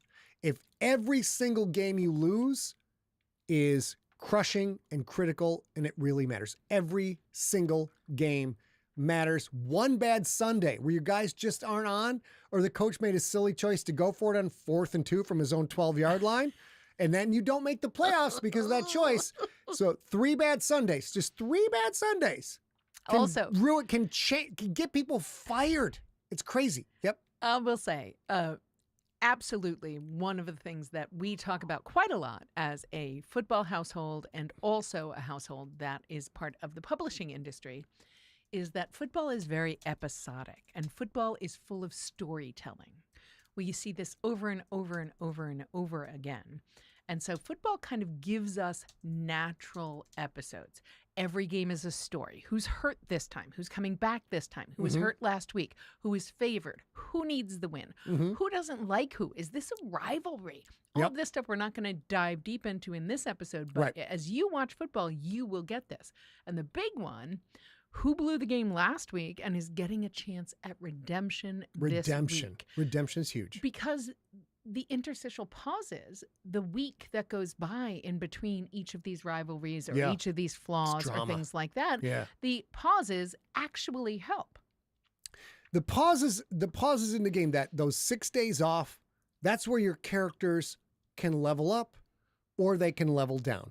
And they can, what did you call it? The R word? Restorative? Well, iterative? You blew it and then you blew it and the next week you do really good. Oh, redemptive. Redemption. You have a whole week to plan for your redemption. That's why football is a fantastic social sport. There's a play. Then everybody gets 20 or 30 seconds to argue about that play or catch their breath. Get a little sip of Gatorade. You know, it's like, I like the fruit punch Gatorade. I like orange. And, well, you don't get a chance to eat too much, but sometimes they do eat hot dogs on the sideline. It's a whole separate story. And you talk with your guys. Maybe you talk shit to the other team. We don't know. You watch them, then we at home start jobbing at each other. We get something to eat. They don't. And we watch the replay. Watch the replay and learn about the game. And then you've watched the replay, and then you're like, I know exactly what's coming next. I know what Dan Gamble's going to do, son. So this absolutely explains why football and Thanksgiving work so well together, because you're with people you don't always hang out with. There's a ton of food. There's a ton of family and friends. There's maybe some alcoholic beverages. There are long-standing grudges between people who like their team versus your team, people who like their potatoes versus your potatoes, the people who prefer parsnips on the table instead of onions on the table, people who have never had green bean casserole versus people who have. So people arguing about decisions they had no involvement in, which means Thanksgiving in the United States literally designed for football. It is. So to wrap up, you don't have to memorize everything that we've talked about today. Not yet, no. But we do want to give you maybe, 5 things to watch? Yeah, we'll give 5 things to watch. Number 1, which we covered, is down and distance. The one takeaway from this episode is that when the offense has the ball, they have 4 plays to advance the ball 10 yards or more, or they're going to give the ball up to the other team in one way or another.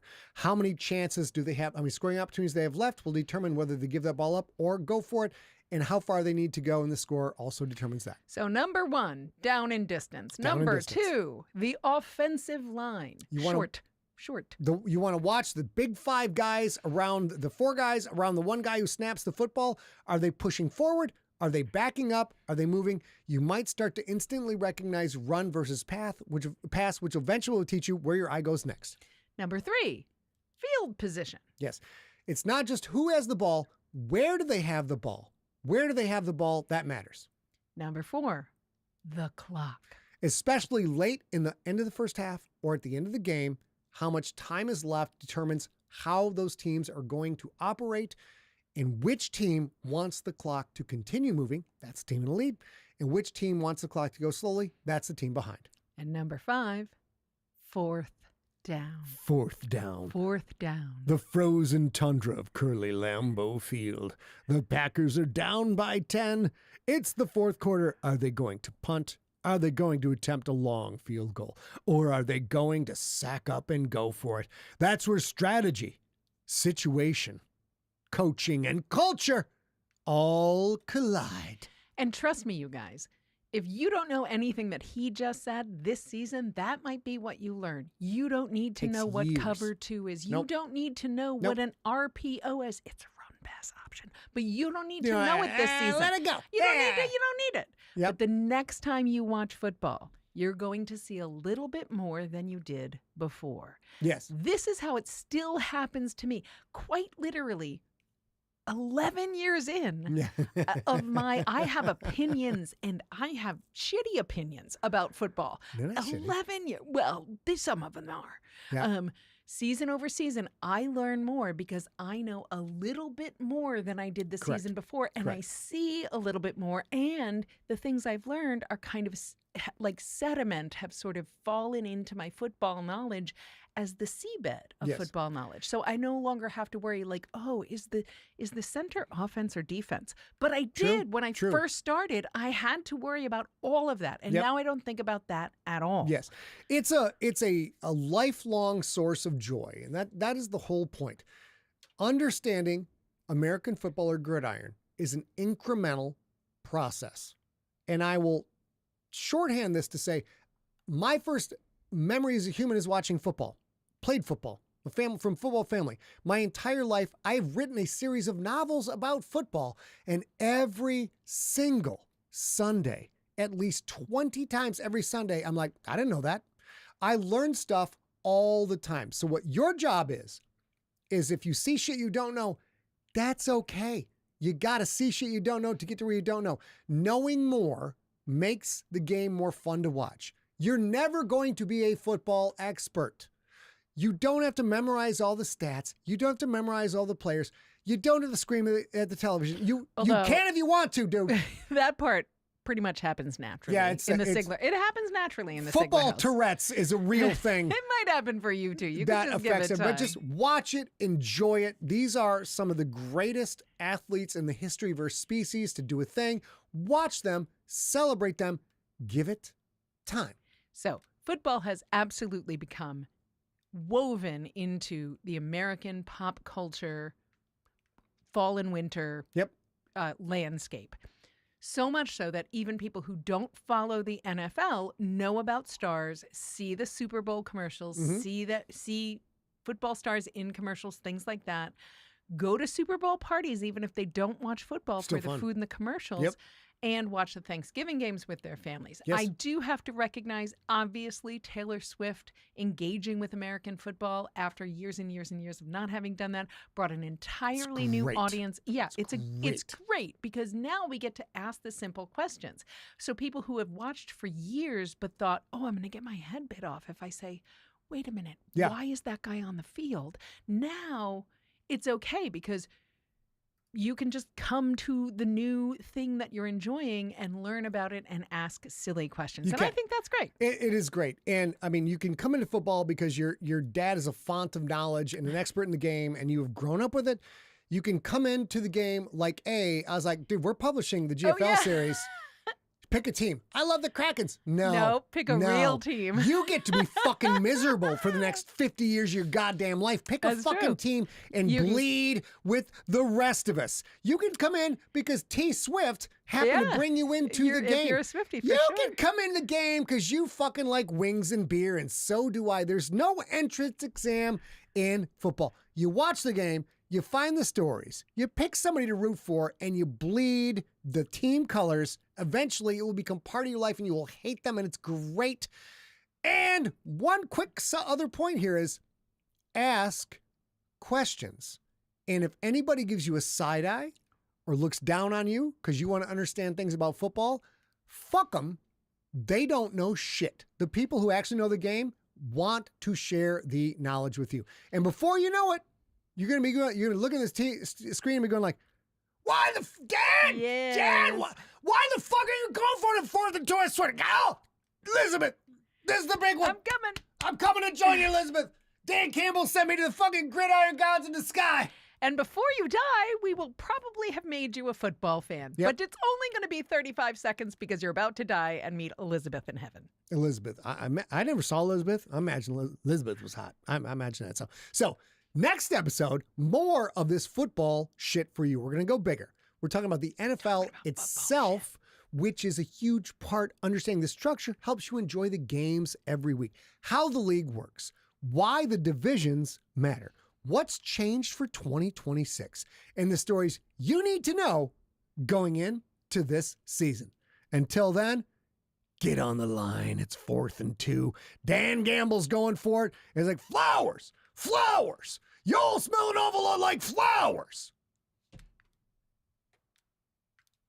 I thought that was a good ad lib right there. I'm not going to lie to you. Okay. Flowers. Yeah, it was good. A's It's a job. million-hour episode. A's job in this thing is like the second a football comes up, she's like, okay, honey, listen, it's a 30-minute episode. I need you to be focused. It's a 90-minute, 30-minute episode. It never fucking works. How long was that? This was a 90-minute, 30-minute episode. Yeah. Do you want to do the next one? You want to put it off till tomorrow? Want to do it tomorrow? It's up to you guys. Why don't you ask them? I have to use the restroom. Can you give me Can you grab a beverage of any kind you choose? Yes, I can, of course. All right, ladies and gentlemen, let's go back to the what I call the pretty camera, which of course it's not, but I like to shine myself up a little bit. Okay, so we go to chat. So listen, this was supposed to be a 2-episode recording, except your boy got a little fucking fired up because this is a thing. Football is literally my fucking life, you guys. It is my life. So we can do the next episode, but I can't guarantee you it's not going to be another 90 minutes. But it might be because we're just talking about divisions and conferences and the basic shit like that. So let's go in the chat room right now. Chat room right. Zach, you're part of this fucking conversation. Genelia, thumbs up means you guys are in for another hour. Or thumbs down means loved it. You're beautiful. Do this one offline. We'll catch it in the podcast feed. Recluse Mage is here for it. Zach Kilpatrick, dude, you're going to love, actually, no, I lied. You're not going to love GFL 7. You're going to hate me. You're going to hate me so much. I know it. Recluse Mage, thumbs up. Jen Hathorne's got to take a whiz. Got it. Jack, bye, baby. See you. We'll see you New Year's Eve, bud. So excited. So pumped up. Vaughn Lowe's in the house. Oh, shit. I didn't say Vaughn was in the house. That's fucking great. Jen, Ollie says, Ollie is an Australian, so the GFL is my gateway in. And I do think you learn a lot about football from reading the Galactic Football League for real.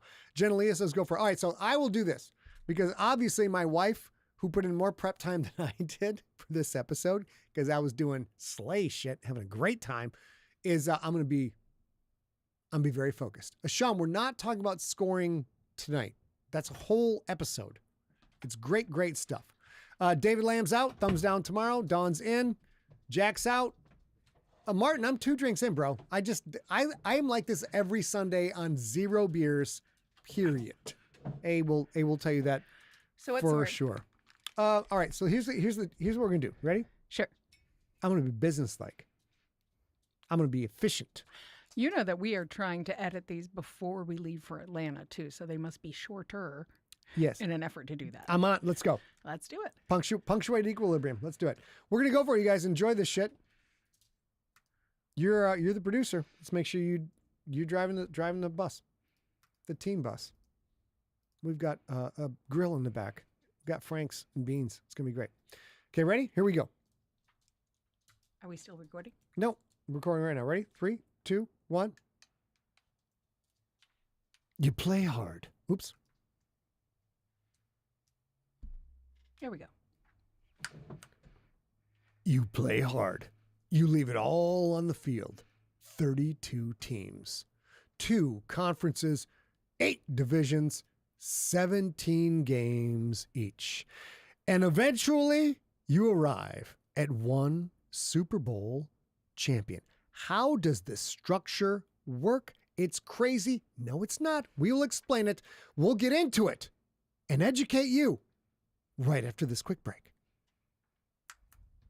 Welcome to Scott Sigler Slices. I am Scott Sigler, a sci-fi, horror, and sports fiction author, otherwise known as the Future Dark Overlord. And I am A.B. Sigler, audiobook narrator and publisher at Empty Set Entertainment, where we make cool things for cool people just like you. Yep.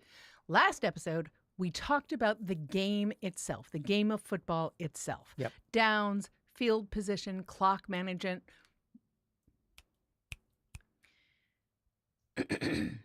Downs, field position, clock management. Why sometimes Scott screams at the coaches for choices on the field. Yeah, well, that's actually most of the time. Sometimes I feel like you're underselling my commitment to the game of gridiron.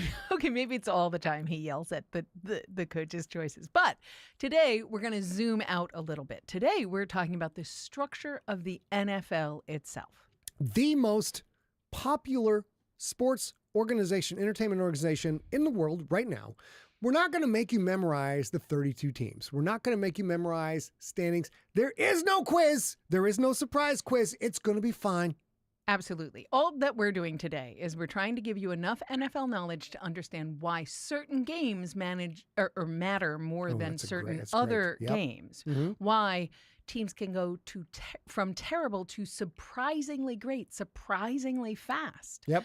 What's different about this NFL in 2026 from years past, and the big stories that we're watching this season.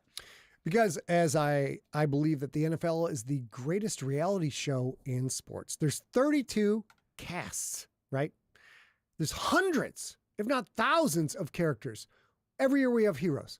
Every year we have villains. Every single year we have redemption arcs. And then we have heels. We have betrayals. People get fired. People get traded. People get hired. And every single February, one cast of characters gets to raise the glorious Conquest Super Bowl trophy high into the air. So I'm going to attempt to ask you this. Mm-hmm. Can you give us a little history, brief history of the NFL? How old is the NFL? You may be shocked to know that the NFL is over a century old. The organization that became the NFL was founded in 1920 as the American Professional Football Association. 2 years later, 1922, it changed its name to, words you might be familiar with, the National Football League. But that was not the start of the giant entertainment complex empire that we know right now. Not even close. Professional football at that time was fighting for attention. College football was enormously popular. Notre Dame in particular was huge. Teams came and went in the pros. They were there, then they got shut down. The league changed. Franchises moved cities. Eventually, the NFL became the dominant professional sports league that we know of today. And then another team, another league shows a ne'er-do-well named the American Football League. How dare. Preposterously injected themselves into the landscape in the year of 1960. And instead of politely going away and letting the NFL have its moment, it competed with the NFL. It competed for players. It competed for fans. It competed for advertising money because it was so good. It was competing for television attention. Which eventually leads us to getting a Super Bowl, right? That is what a lot of people don't know. You are correct. The National Football League was under so much competition about who was better that they had to challenge the American Football League to a grand champ. Both leagues had their own championship. How about, you know what they're like? How about your champion meets my champion? You know what we're going to call it? It's going to be Super. It's going to be the Super Bowl. So before the merger was fully completed, the two champs started playing each other. The first game of what we now call the Super Bowl was played in January of 1967. The merger, which melded those two franchises into one organization, was completed for the 1970 season. So this is a thing that actually explains something that we're still dealing with today. And me, as a new fan about 15 years ago, coming in to understand the league in general, called the National Football League, which comprises two different things. This history explains something that we're still dealing with today. Yeah, totally. Which Because is, we get the National Football League and the American Football League became under the banner of the National Football League, the American Football Conference and the National Football Conference. That's two halves of what's going on now. And to this day, those two halves still produce a champion to meet in the Super Bowl. The old AFL teams are part of the AFC. The league reorganized into two conferences once they merged. And today, through many additional teams being added, we've got 16 teams in the AFC and 16 teams in the NFC. so when somebody says that they're a fan of, or they're a commentator or something, and they're talking about the AFC versus the NFC, tell me more about how I look at that as a fan.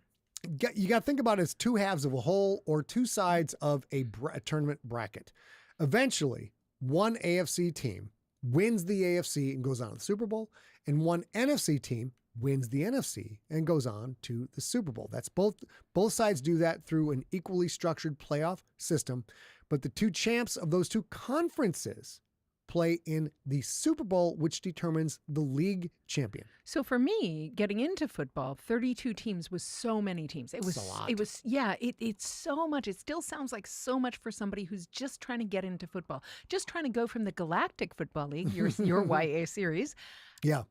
set 700 years in the future, playing American football. Yep. Going from that, like, oh, I loved that. I understand that. I love Patrick Warburton. I love Quentin Barnes.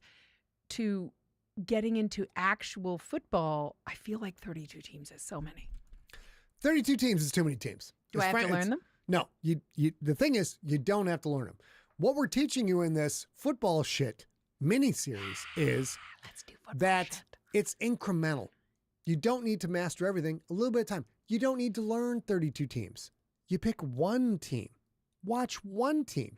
The other 31 teams, they're all bad guys. They're horrible people.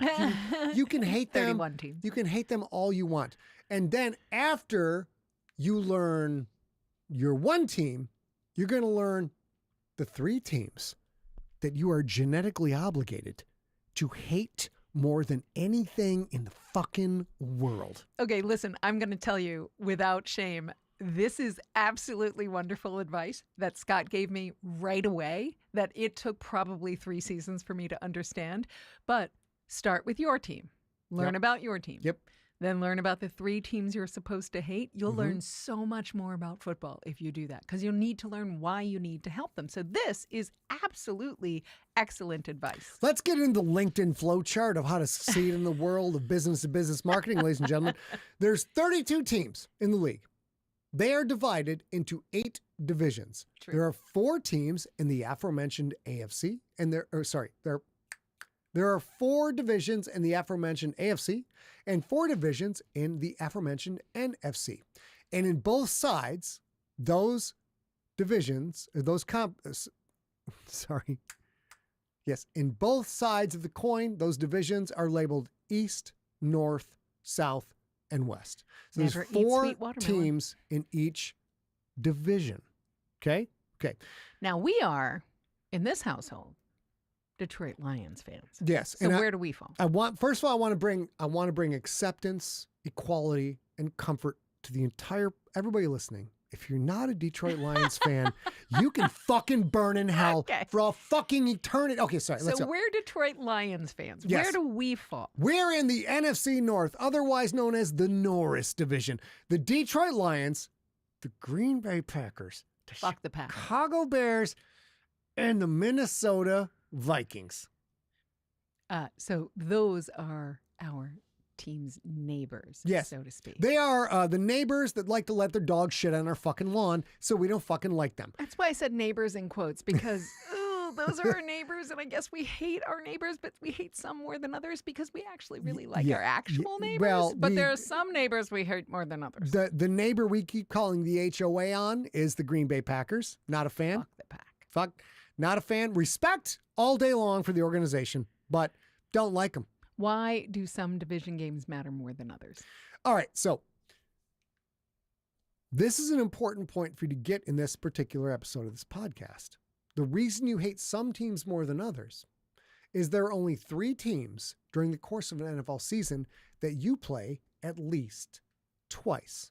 You're going to play home and away against the other 3 teams in your division. So that is 6 of your 17 games every season. And the other 11 teams fluctuate and vary. It can be any combination. You don't know, but you do know that you got 6 games against the people in your division. And if you win 4, 5, or 6 of those games, you're probably going to win that division. And it is great. So winning your division against, if you have a better record than those 3 teams, you automatically get into the playoffs, which is the goal of all the teams. Mm-hmm. And third, the head-to-head results and division record become the playoff tiebreakers. So the most important games you have before the playoffs are always those 6 games against the neighbors who let their dog shit in your yard. So I have 2 things to say. The first thing is, if you are listening to this and like, wow, that's a lot of football above my head, it's okay. Watch this season looking at your team and the 3 teams you hate, because they are almost assuredly in your team's division, and you'll start to learn all of this just by osmosis. You'll just pick this up, including the most important thing for the Detroit Lions, which is that the Lions-Packers competition, it isn't just emotionally important. It's not just how we feel about that, right? For 20 years and going back even farther, the Lions-Packers conflict directly affects who wins the division. It determines who makes the playoffs. And it determines, if one does make the playoffs, where those teams are seated. Yes, again, in my ongoing series, now you know more football shit. I'm so excited about it. Yes. So if you have a team and you hear the words, oh, that's a divisional game. Oh, that's a divisional rivalry. Oh, pay extra attention for a couple of reasons. These teams know each other. They play twice every year. Other teams, they may play every 3rd or 4th or 5th or 6th year, but every single year, the Lions and the Packers play twice, home and home. They're competing directly to win the same division championship, which is the Willy Wonka golden ticket into the playoffs, which can lead to a Super Bowl. And the results of those head-to-head games, those home and away games, really matter later in the tiebreaker to determine who makes the playoffs. If you don't win the division, you got to win those games to get in the playoffs. So again, when somebody asks why Lions and Packers feels different or important, because the Packers are one-eyed genetic rejects, and I hate them, respect them, but I fucking hate them. I don't. Fuck the Pack. Because so many times the Pack has broken my Lions' heart over its fucking knee, and I hate them. I do have to say one thing. I have also learned as a newer fan of football, professional football, that you can absolutely hate an organization and admire their fans. We have a very good friend, Jen Lundy, who is absolutely a huge Packers fan, and she is one of the most graceful, giving, kind people I know. But still also fuck the Pack. Now the Packers fans they're fucking solid Midwesterners. They really are. If it's a bar fight and it's a bunch of people from fucking, say, Tennessee, and then there's Michigan people and Packers people, we're gonna fucking hang out. So there it is. We're gonna talk about this in a second, because I have a lot of thoughts, a lot of passionate fucking thoughts. We're going to talk about why the NFL deliberately designed this system to make it difficult for any one team to stay great forever. Yeah. And why today's dumpster fire franchise, I'm not going to say the word Jaguars, but maybe the Jaguars can literally become tomorrow's Super Bowl champion. And we're going to talk about it. You want to hear this? Right after this quick break. This is great, baby. You did a great job. Thanks. I didn't do a lead back in, but it's mine, so I'm going to do it right here. Okay. Are you ready? Yep. Welcome back to Scott Sigler Slices. Today, we are talking about the current 2026 NFL season. And here is something unusual about the NFL. Mm-hmm.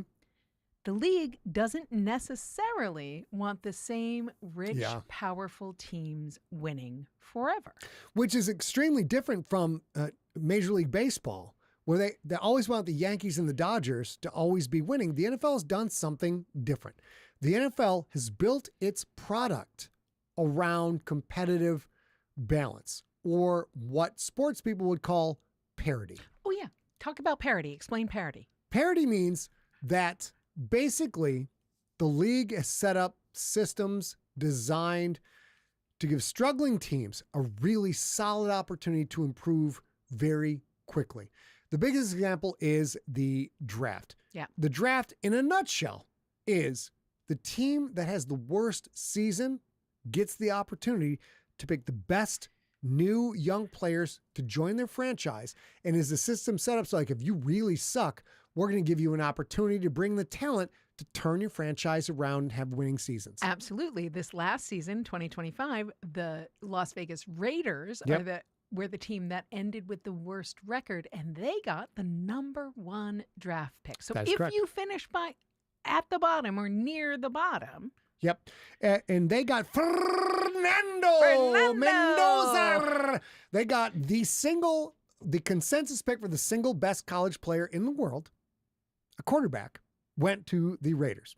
And this is a league where quarterbacks matter. So if you have a shitty season, you can pick a young quarterback and you build your franchise around them. So the teams that don't do well get the best shot at the new incoming college players, the best talent. And then there is the salary cap.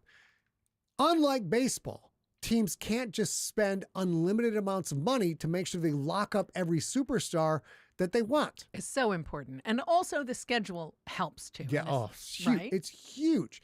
So the schedule is based on your record. So in 2025, if you had a shitty record, they set it up so in 2026, you're playing other teams who also had shitty records more often than not. It determines where you finish in your division. So the Lions finished last in their division behind the fucking Vikings, the fucking Bears, and the motherfucking shitting on my lawn Packers. So the Lions technically get an easy schedule of playing more often than not other teams who finish fourth in the division.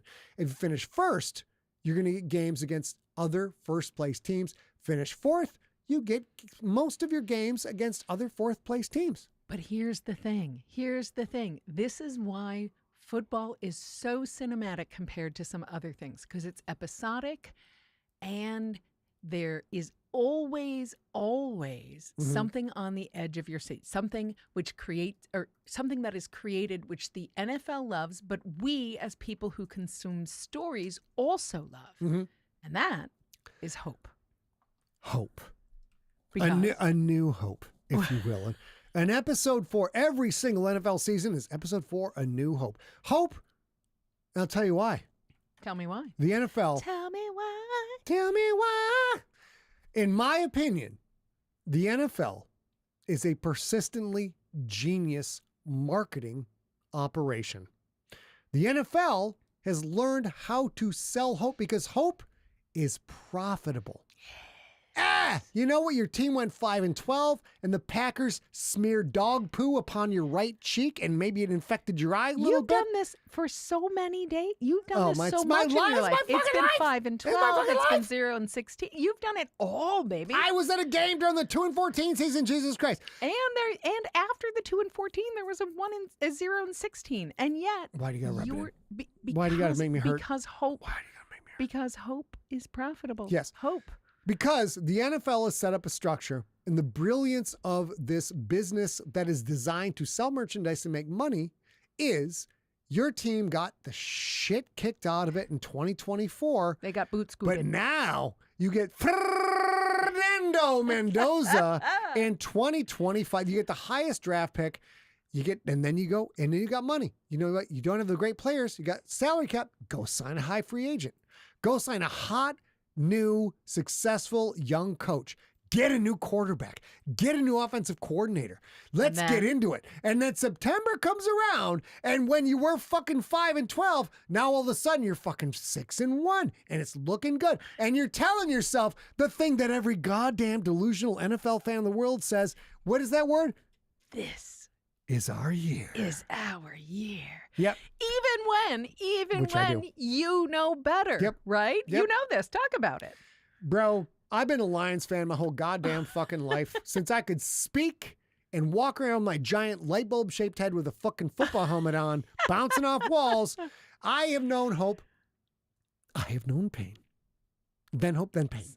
Then hope, then pain. rain. Then eventually, there's a couple of seasons where we're like, holy shit, we're good. And I don't trust it. I sit cowered up in a fetal position like, I know we're good, but I don't want to admit we're good. Okay. We're going to get to that in episode 4. But right now, let's give the new sports fans just like me some a basic roadmap for the NFL, specifically in 2026. How do we get from week 1, which starts the second week in September, 2 weeks from now, to the Super Bowl? So again, we're talking about the basic structure of the NFL. Every team has 18 weeks to play 17 regular season games. Everybody gets a bye week. They get 1 week off sometime in the thing. And the bye week fluctuates as to when you get the bye week. It can be early, middle, or late in the season. That bye week is the 1 week during the 18 weeks where your team doesn't play. And obviously, the goal is for any individual team to win as many games as they can. As many as you can. That is the objective. That is the universal solvent in the world of football. But it's more than specifically, your primary objective is to win your division. Because you can win 6 games, lose all the other games, and you get to make the playoffs if you beat all the teams in your division twice. So each of the 8 division champs makes the playoffs. There are 3 additional wild card teams in each conference that also make the playoffs. So 7 AFC teams absolutely make it. 7 NFC teams absolutely make it. That's 14 total. 14 teams make it in the playoffs. The number 1 seed in each conference gets the first playoff weekend off. They get an extra bye week, if you will. Everybody else, it's one and done, baby. It's win or go home. It's win or go home. Grind it out, baby. It's elimination football. Lose 1 and you're done. You're done. That's what makes the NFL playoff season so fucking stressful. It's not a best of 7. It's not even a best of 5. It's not even a fucking baseball wild card. Hey, let's play 3 games on a diamond in a park. It's fucking you step on the goddamn gridiron. And if you don't come home successful, you're fucking done. One bad Sunday, one slightly off-kilter performance in January, and it's bye-bye, motherfucker. Go home, go fishing. It's why you play the game. So eventually, we go from all the teams. Yep. We're down to 2. To 14, down to 2. So we go AFC Championship, NFC Champion, and then the Super Bowl. That's right? So one game for everything. One game Which is also to determine them all. Shit. That is football shit that you are learning right now. Listen to the sound of my voice. If you're listening right now, you are learning about football shit, and you're going to know more than when we started. So if somebody says a team is a wild card, that doesn't mean necessarily there's some surprise team. The NFL is like, oh, you know what? You're from Poughkeepsie. Let's let you into the dance. You had an invitation. You got to earn your way. It means they made the playoffs without winning their division. So let's recap real quick. If you win your division, one of the 8 divisions, you're automatically in the playoffs. That's a good thing. But if you didn't win your division, but you had a pretty good season, you can still get into the playoffs, the grand dance, the Cinderella story, because you are now a wild card. But also, a wild card can absolutely win the Super Bowl. Without question. Right? It's happened many, many, many times. Oh, okay. Because once you, and this is a thing a lot of franchise work toward, the objective is to make the playoffs. Right. Either by winning your division or squeaking in as a wild card team. Because as the Pittsburgh Steelers have shown us twice, you can be the worst team to make the playoffs and still win a Super Bowl. Coming up, the NFL has changed some rules again for 2026, including a change to one of the strangest and most exciting plays in football. Scott Sigler, do you know what I'm talking about? The crazy bullshit of the goddamn onside kick. Fuck this shit. Also known as, we are completely fucked. So let's try something. Roll them bones! Weird. We'll be back right after this. I'm doing the best I can, but dude, I love talking about this shit so fucking much. Swear to God. A little water. Yeah, thanks, babe. All right. Okay. Here we go.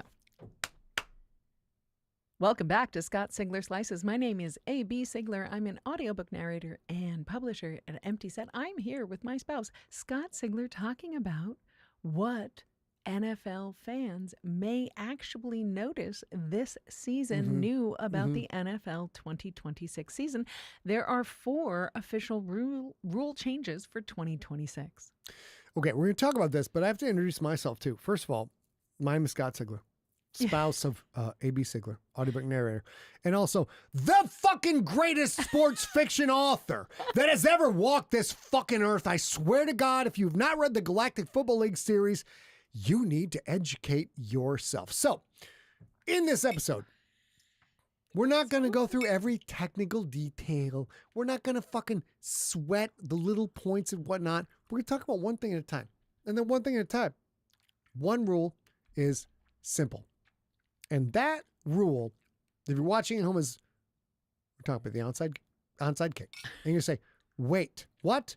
Can they do that now? And then we care about this thing. So the biggest one involves the onside kick. The onside kick. Quick explanation. Fundamentals of football. Now you know football shit. So normally after a team scores either a field goal or a touchdown, they get to kick the ball to the other team. It's called a kick-off. But sometimes it's late in the game or late in the half, and you either are losing and must get the ball to win, or you just want, you want to fucking spice it up, but you want to get spicy. You want to get spicy. Sometimes you desperately need that ball back. So you do this it. is where enter the onside kick, right? Yeah. I still don't get it. So he's going to try and explain it. The Let's go. onside kick. You're a casual football fan, which is great because you're learning as you watch, and we fucking love you and keep watching. But team scores. Normally it's a kickoff. It goes all the way to the other end of the field. They run it back. It's a schmoz. It's a crazy thing. But sometimes, you're like, you know what? I'm going to fucking roll them bones. I'm going to kick this onside kick.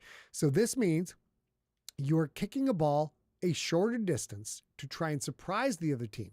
The ball must go at least 10 yards. And once it goes 10 yards, the team who's kicking can get the ball and get possession. But the rule change, which happened a couple years ago, which is in effect right now, is you have to tell the other team, hey, I'm going to kick an Last year, onside happened kick. in 2025. There was an Hates important it. change Hates where you it. have to tell them that you're declaring that you're going to do the onside kick. You have to tell them you're doing a land war in Russia, which you shouldn't have to tell them to fucking do. So to your point, though, in 2026, I think the NFL is changing that, right? I don't know. Wait. Now we can declare an onside kick at any point during the game, is what I understand. And now, keep in mind, I know a fucking lot about football. There are millions of people who know more about football than I do, but they changed the rules so goddamn much. I'm sweady, dude. I'm perspirating. It's hard to keep up. Because the coaches have another strategic weapon. Now, instead of just saying it when everybody can read field position and know if it's, you might want to be doing an onside kick, they can do it at any point in the game. Do they have to declare it, though? Do they have to announce we're doing an onside kick? Yeah, they do have to declare it, but they can do an onside kick at any time during the game, which I think is going to change the strategic options that they have. Yeah, so we still have the primary rule, which if you're going to do an onside kick, which for 100 years you didn't have to announce, now apparently you have to announce it to the other team. And by announcing it, they know what you're going to do. So it's still a very dramatic, critical moment. First of all, let's talk about what an onside kick is. So one adjusts where players in the receiving team can line up in the set up zone. And hold on, babe, this is all off. Okay, yeah, because you scrolled too much. Guys watching at home, we're trying to figure this out. I think A and I got a little confused on this. Yeah, you scrolled past that. So I did that. You were supposed to do that. And then I was supposed to do this. And we're supposed to go from there. What is the change? Because I was writing all day. What is the change you're talking about? That now that they can declare an onside kick at any point in the game. Which they always could. You could onside kick any kickoff. But the difference is you had to tell people. Is that changed? Yeah, you still have to declare it, but you have to be in the zone to declare it, I think. You guys watching at home, you see why this is difficult. It used to be very simple. This is a very simple thing, and now it's so complicated. All right, let's fucking salvage this. So I think I should go and define what. Did I already define what an onside kick is? No. Okay. Well, we're gonna. What does this mean? Where the kickoff happens with the 50?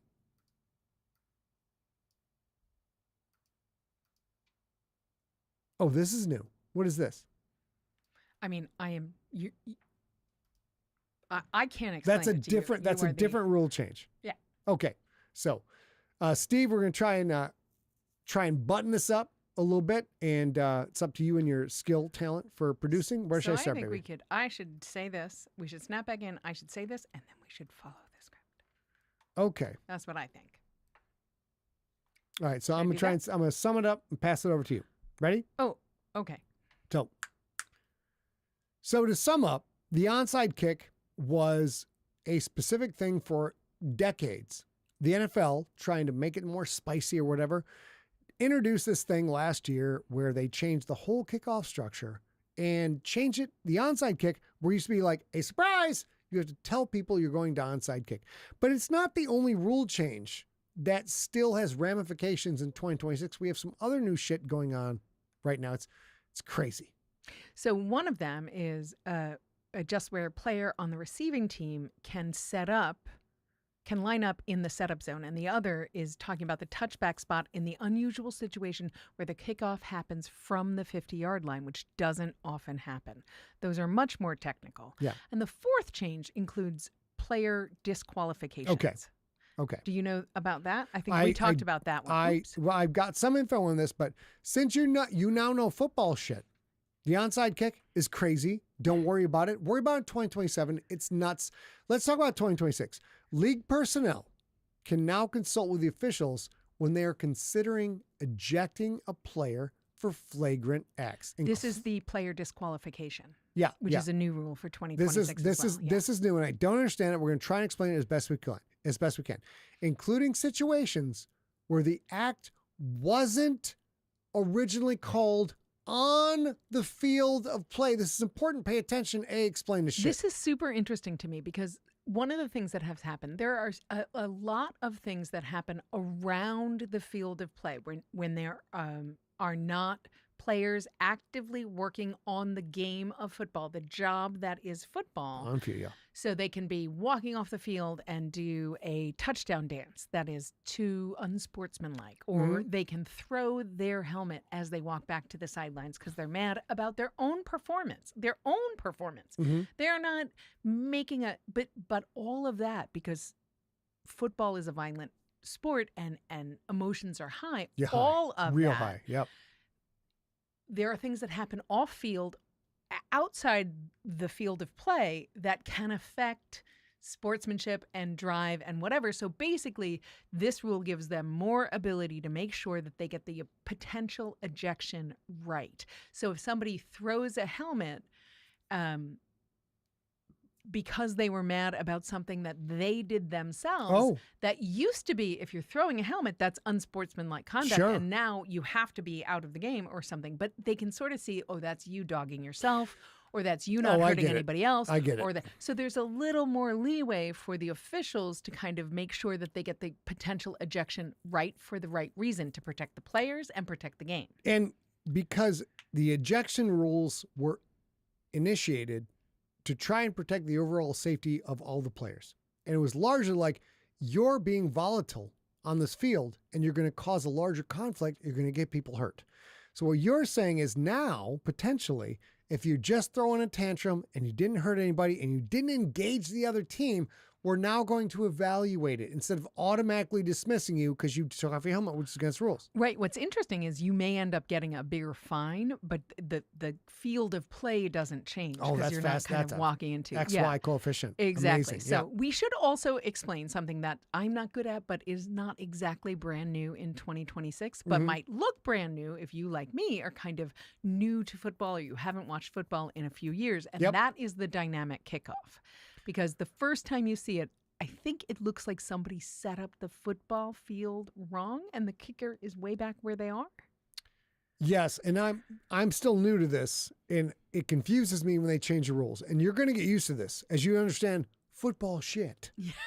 Now we know football You shit. understand the game, and then they're like, nah, you know what? Fuck that. We're going to change the fucking rules. So the concept is most of the other players are lined up farther downfield, relatively close together. Right, right. The NFL introduced this stuff. Hold on. Are we talking about the changes, the general changes in the kickoff?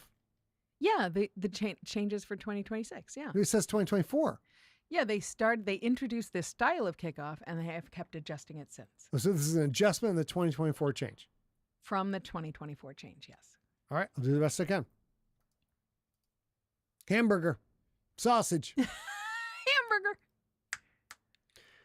Most of their players are lined up much farther downfield, relatively close together. The NFL introduced this concept. They changed the whole goddamn kickoff, which worked just fine, in my opinion. They're like, you know what? Fuck it. It works fine. We're going to change all this shit. So in 2024, they adjusted it, and they've kept adjusting it, and it's going to change this year again. Yeah, so some of the reasons for that is that the old kickoff created too many high-speed collisions. Yep. Players would get a huge running start, and then they would crash into each other. And the newer alignment puts most of the players closer together before the return starts. Yep. So if somebody hasn't watched football since 2022 and asked, what happens to kickoff? Well, in a nutshell, it's just different now. And there's a valid reason for it. In high speed, high impact collisions result in cascading collective long-term damage to the players. Recent studies have come out that 25% of players have CT and 90% have some degree of brain damage. So that's a separate episode. We're going to talk about it. But that is part of why the NFL has taken ownership and they've redesigned the play. So they're just not imagining things. They're like, hey, these young men have a whole life to lead after this is done. Yep. Let's see if we can fix it. Yep. Yeah, because this is football shit. And in the chat room, we have people talking about changes driving you nuts. Generally, I'm with you. Yeah, changes are hard to understand. We haven't seen this season play yet, so we know what the rules are, but we haven't seen them on the field. This is all football shit. This is all football shit. So this weird modern kickoff isn't a gimmick, I don't think, that your local broadcast team invented or anything like that. Yeah. I think it's the NFL changed the formation to reduce the enormous running starts that produced violent collisions. Yeah. While trying to keep the kickoff returns Is it force equals mass times velocity? Is that the basic? Yes. Yeah, and then these are big fucking dudes who move very fast. Well, exactly right. So now I think that is it. And I think now we might be able to explain it to somebody else, right? You know what, dude?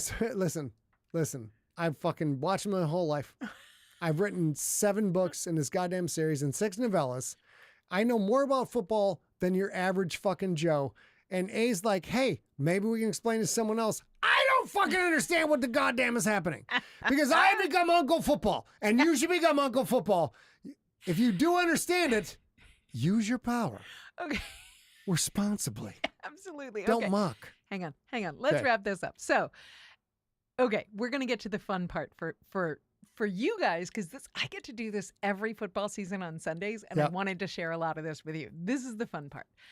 If somebody doesn't follow all 32 teams of the NFL, Back to that. Good. We got it. What stories should they be looking at going into 2026? Well, now this gets into the basic fundamentals of storytelling. Let's get into story right now. First, you need to know that while you may have never heard of this happening in the world, the defending world champions are the Seattle Seahawks, who won Super Bowl 60 over the New England Patriots. And for some strange fucking reason, no one who doesn't breathe football seems to know that the Seahawks are the goddamn world champions. It's weird. I mean, it was a crazy Super Bowl matchup in and of itself, right? I mean, yeah, both Seattle and New England, they totally missed the playoffs the year before, going back to what we said, which is every year can be your fucking year. And they both wound up in the Super Bowl. And let's be honest, the New England Patriots probably maybe shouldn't have been in the fucking that opportunity, but they maximized on their opportunities. Yeah. And then they ran up against Seattle, who was stacked on defense, had a great quarterback who understands how to do things.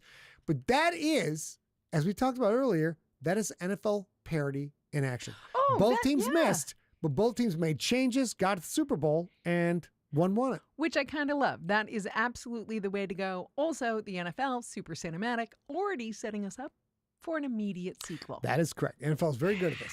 2026 regular season opens Wednesday, September 9th, with the Patriots versus the Seahawks. Let's go. In week 1, it's a Super Bowl rematch. Now, as a professional storyteller, I'd at least go week 5. I wouldn't fucking shoot my shot right out of the gate. Oh, but week 1, let's go. That's fucking TV. Let's do it. Yeah, but also story number 2, Patrick Mahomes. It's huge. Patty Matt, fucking Patty great, Matt. fucking great.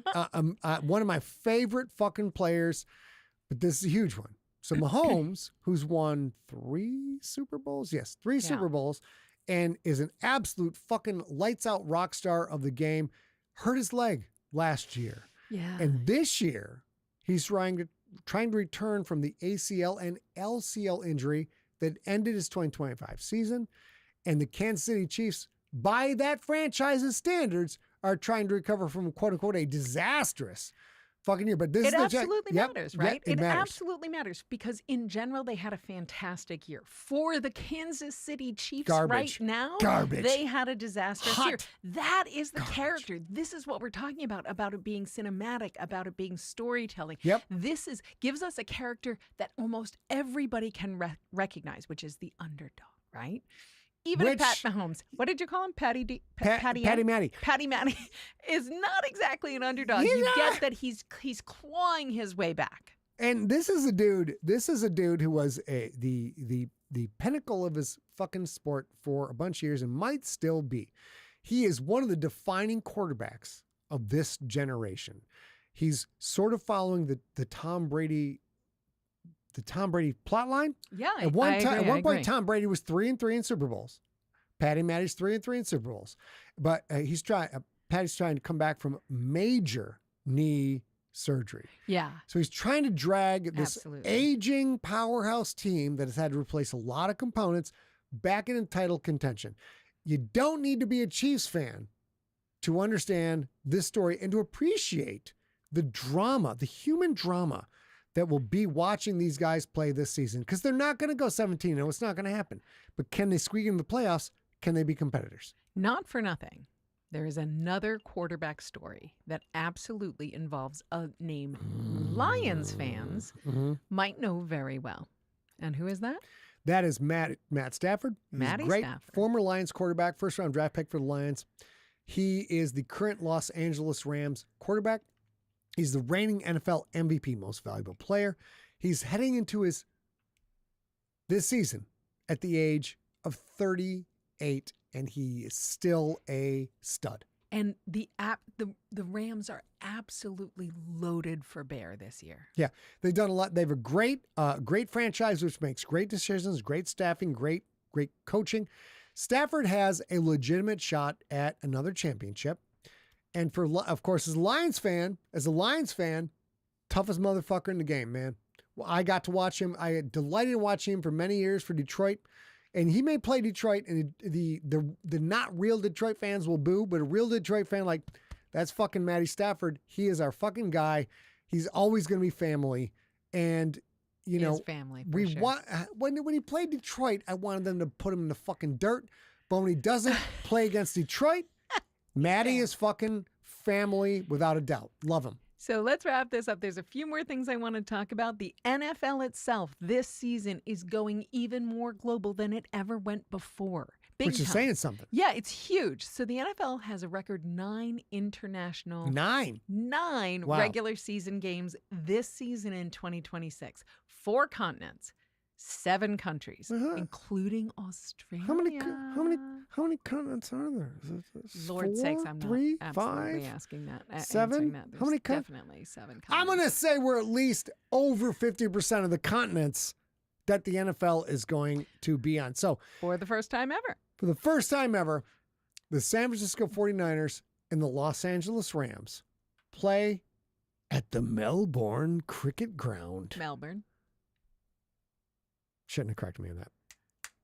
At the Melbourne Cricket Ground in week 1 and the continent of Australia. And there's also games in Brazil, England, France, Spain, Germany, and our pals in Mexico who love the fucking American football. And the Motor City Kitties get one of those. November 15th, the Detroit Lions against the New England Patriots in Munich, Germany. We loved Germany when we went in 2007. So much love for so many junkies, so much love in Germany. So that's fantastic. So the league that started as a collection of American professional football teams more than a century ago. It's a long time, guys. Yeah. It's a long time. They're now putting regular season games into different continents in one season. It will continue. When you think about what we talked about earlier, where it was just the NFL started and it was sort of touch and go, and then there was the AFL and it was a fucking crazy Super Bowl. So and now it's talking about global expansion. It's one hell of a story arc. And you don't need to know everything that is happening with all 32 teams. Yeah. I don't No, think. you don't. Again, we're going to go back to our basics, fundamentals. Fuck all 32 teams. If you're new to this, pick your team, learn who the guys are, pay attention, and then after that, step 2, learn to hate the other 3 fucking shithole, asshole, fucking backstabbing bitch teams in your fucking division. Get emotionally involved, and then follow the handful of stories that percolate to the top and you think are interesting. But speaking of the handful of stories, maybe you want to see if Mahomes can come back. Maybe you like the Seahawks and you want to see if they can two-peat or three-peat or whatever. Or maybe you're a fan of Matty Stafford. And let's be honest, people. If you're watching football and you like the cut of the football jib, you like the pads, you like the shoulder pads, you like the fucking helmet, you like the beards or the hair, whatever the That's fuck. me. You are allowed to pick a team because you think a player's fucking hot. You're allowed to pick That a was team because you think a player's like, you know what? He fucking eats iron. Hello, Sanchez. He eats iron and shit snails, and I like watching him bust people up. You can pick a team based on one fucking player that just speaks to you. That's a completely legitimate entry point into the world of the NFL. As a New Yorker, having to pick a team in 2009, I looked at Mark Sanchez, pretty Mark Sanchez on the Jets. I was like, oh, I'm a sports girly now. He's my quarterback. He's my That's quarterback. true. I think That's you're true. right. That's totally a reasonable thing, right? It happens all the goddamn time. The number of Chiefs fans right now, because T Swift, like the fucking tight end for the Chiefs, literally that's all it takes to drag you in, to grab you by the short and coolies and pull you in to this world of fucking misery that is liking one team. So do you think everyone who started watching football in 1920 carefully evaluated offensive efficiency versus defensive execution? And they're like, I think the math say that this team is my team and I will choose them. Nope. No, that's not how it works. A fucking reason to care will come up and just slap you about the nose and poke you in the eye. And then you fall in love and then you get your heart broken. And that's where the magic fucking happens. Because you have to find a reason to care. That's the only important part. And once you care about somebody, then your life turns into straight fucking hot shit misery. Well, you start paying attention to the standings, and every week you're like, oh my God, we're down 2. How are we going to get this? Then another team's game matters because they might be the team that's ahead of your fucking team. And then suddenly it's fucking Sunday night. You're screaming at the TV. Your spouse is like, can't you just be normal? Can't you just be normal? And you're like, shut up. God damn it. This pretty person is on the fucking screen. And the team you claimed you didn't care about 6 weeks ago that you will never give your time to again because it's an abusive relationship and they don't treat you right. You're like, please, just pull through for me this one fucking time. I swear to God, I'll love you forever. That's how it works. So I guess once you get there, football fandom achieved. Which is joy. As I've explained, it's joy. I'm going to attempt to give you, in case you are a new football fan, a little bit more Thanksgiving football NFL knowledge going into I'll make this simple. Thanksgiving. I'll make this simple. If you're I'm new, going to give you a shot. if you're new, year one, year number 1, know your team, learn your team's division, pay attention to 3 teams that you are now genetically predisposed to hate. Number 2. If your team wins its division, you make the playoffs, you have a chance to compete for the Super Bowl. If your team doesn't win its division, you still got a chance to get into a wild card, and then you can make the playoffs and have a chance to win the Super Bowl. Number 3. Playoff seeding matters. It's a little more complicated. If you watch for the full season, it'll be explained as you go. But the number 1 seed in the playoffs gets a week 1 playoff bye. Higher seeds generally get to play at home, get the home field advantage all the way through, and that really will matter. That's so important. And number 4.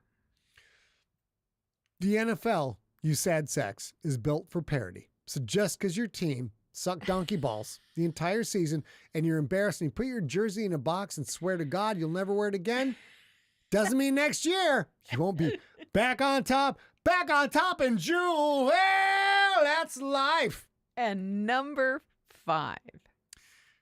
Follow stories instead of trying to follow the whole league. The whole league's very complicated. 100%. Look for comebacks. Look for players you just root for because you want them to succeed. Look for rivalries. Watch the rookies, the fresh face, young people. Fernando, the people coming in that you'll get to watch for another 10, hopefully 15 years. Look for the aging superstar. Hello, Kirk Cousins. Look for the Kirk Cousins. Will he get his chance playing second straight to Fernando? Will he get to come in and lead his team? Pay attention to the coaches. They have their own drama. Are you a Cinderella team this year? Are you an underdog? And just, I would say find the stories you care about, but wait for the stories you care about to tickle your heart. Pay attention and just enjoy the drama.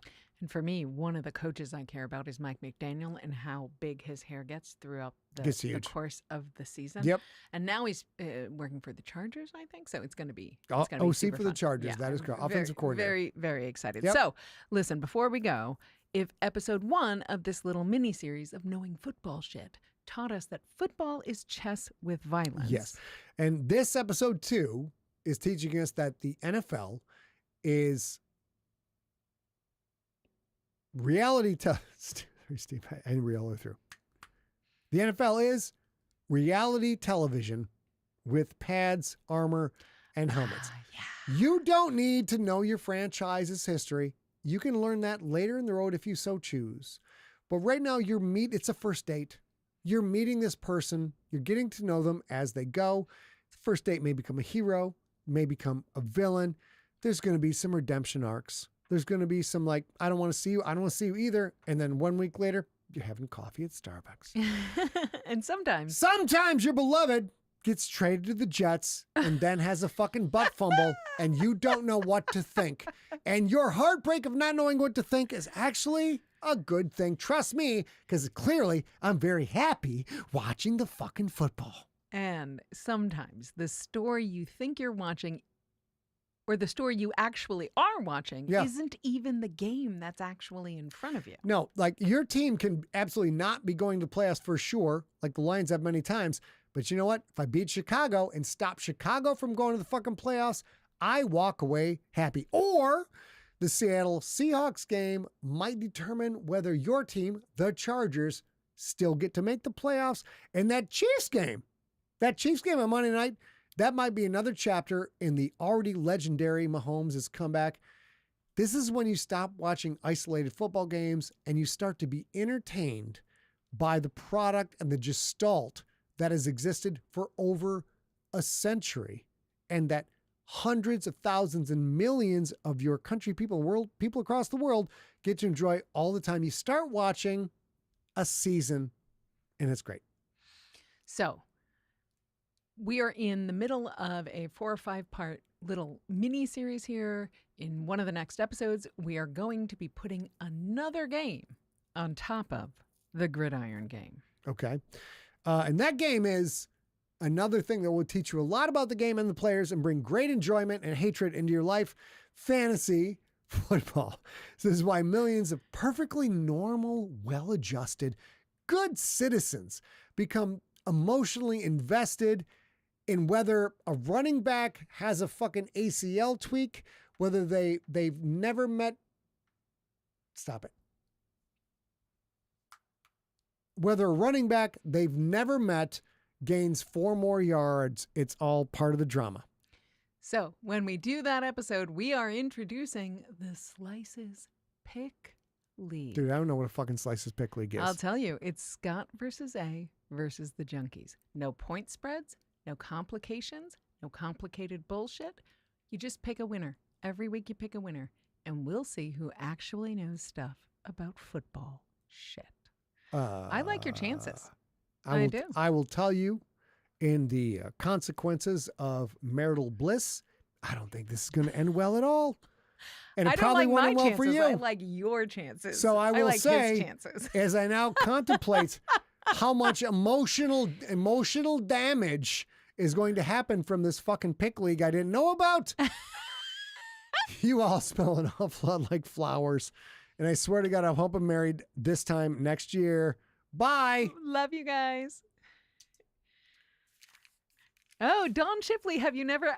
Motor City Kitties is a nickname for the Detroit Lions. I did not make that up. I also love it. It makes me happy. As a cat person, it makes me very happy. Good night, guys. Appreciate you. Are we done?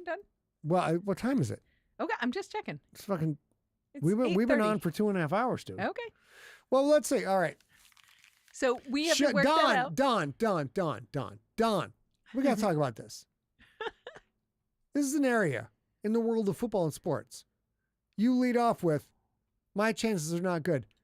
This is where you're wrong. You are entering, if you so choose, into the Thunderdome of whatever concoction A has cooked up. Super easy. Yes, your chances are literally the same as my chances.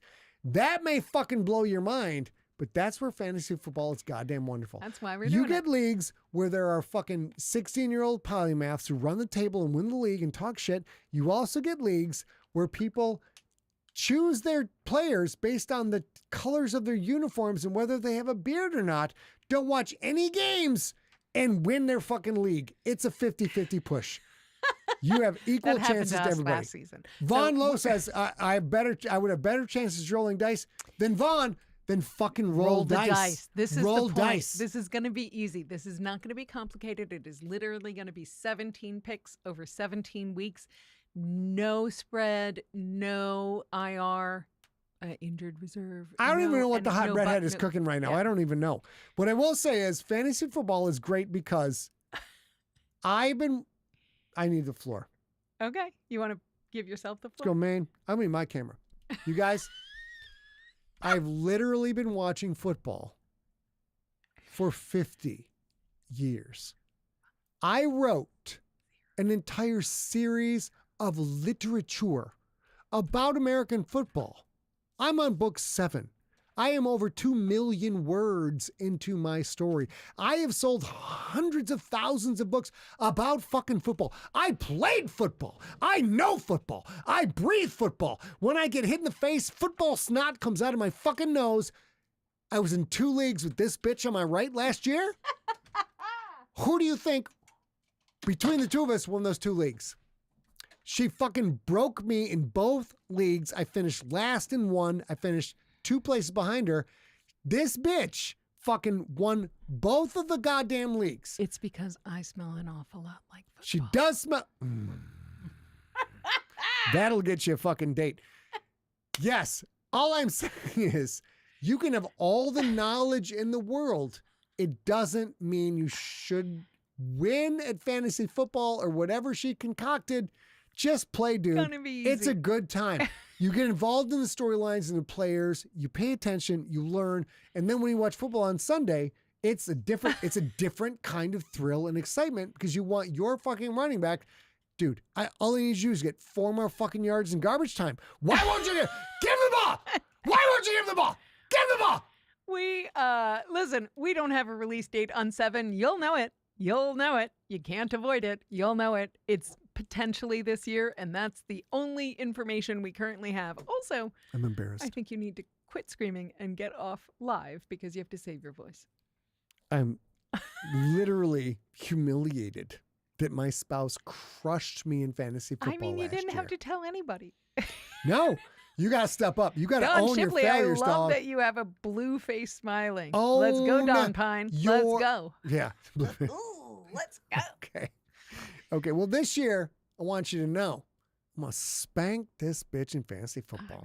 I'm gonna fucking ruin, because right now she's the cock of the walk. She thinks she's all that. I with didn't fucking win fantasy one of our football. leagues. I won You one beat of our me in this Well, house. Right. I didn't Both win leagues. either league.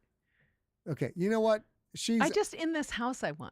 She's almost entered the house of hate. She's on the precipice. She's at the door knocking. If You she guys- if she was in the house of hate, she'd be talking shit all day long. But So- this year, going down. If you guys are still watching live, as a reminder, we don't have a next Wednesday live stream. There are going to be 4 episodes that hit your. Actually, there's going to be 5 episodes between now and next Sunday. Not this coming Sunday, but the Sunday after. There will be 5 episodes that will hit your feed in that amount of time. And so while we won't be here chatting with you guys, which we adore, you will have stuff in your feed. You'll know a little bit more about football. And when we come back, we'll talk fantasy with you guys in the chat, since we'll all have questions about how to beat Scott. Martin is saying, And then I smell like also- gold medal flour. I don't know what that means. Yeah. Yeah. Good. And then also, we'll talk about the Detroit Lions so that we all get to see Scott Sigler crash out about the And Lions. that's going to be a 2-hour and 17-minute episode. Bring your It's going drinks. to take forever. Bring your drinks. All Bring right, a guys, snack. you're fantastic. We'll see you after we get back. Are we on next week? Nope. We'll see you after we get back from Dragon Con. And, On the 9th, I think it is. and this year, I'm not only going to beat her, Chris Grohl. Fucking going down. in son. fantasy football. In fast food. Yeah. Well, I mean, you gotta. thanks to Callaway Golf, we now have to say I'm going to beat her in fantasy football. Yes. And we see you guys here live on Wednesday, September 9th. If you guys are in North America, have a hopefully safe and wonderful and cool Labor Day weekend. And if you're going to Dragon Con, come see us on Be it Thursday one for the and junkies. Saturday. One for the junkies, dog. Friday and All right. Saturday. Friday and Saturday. I love you. Bye. Let's break down. And we are off.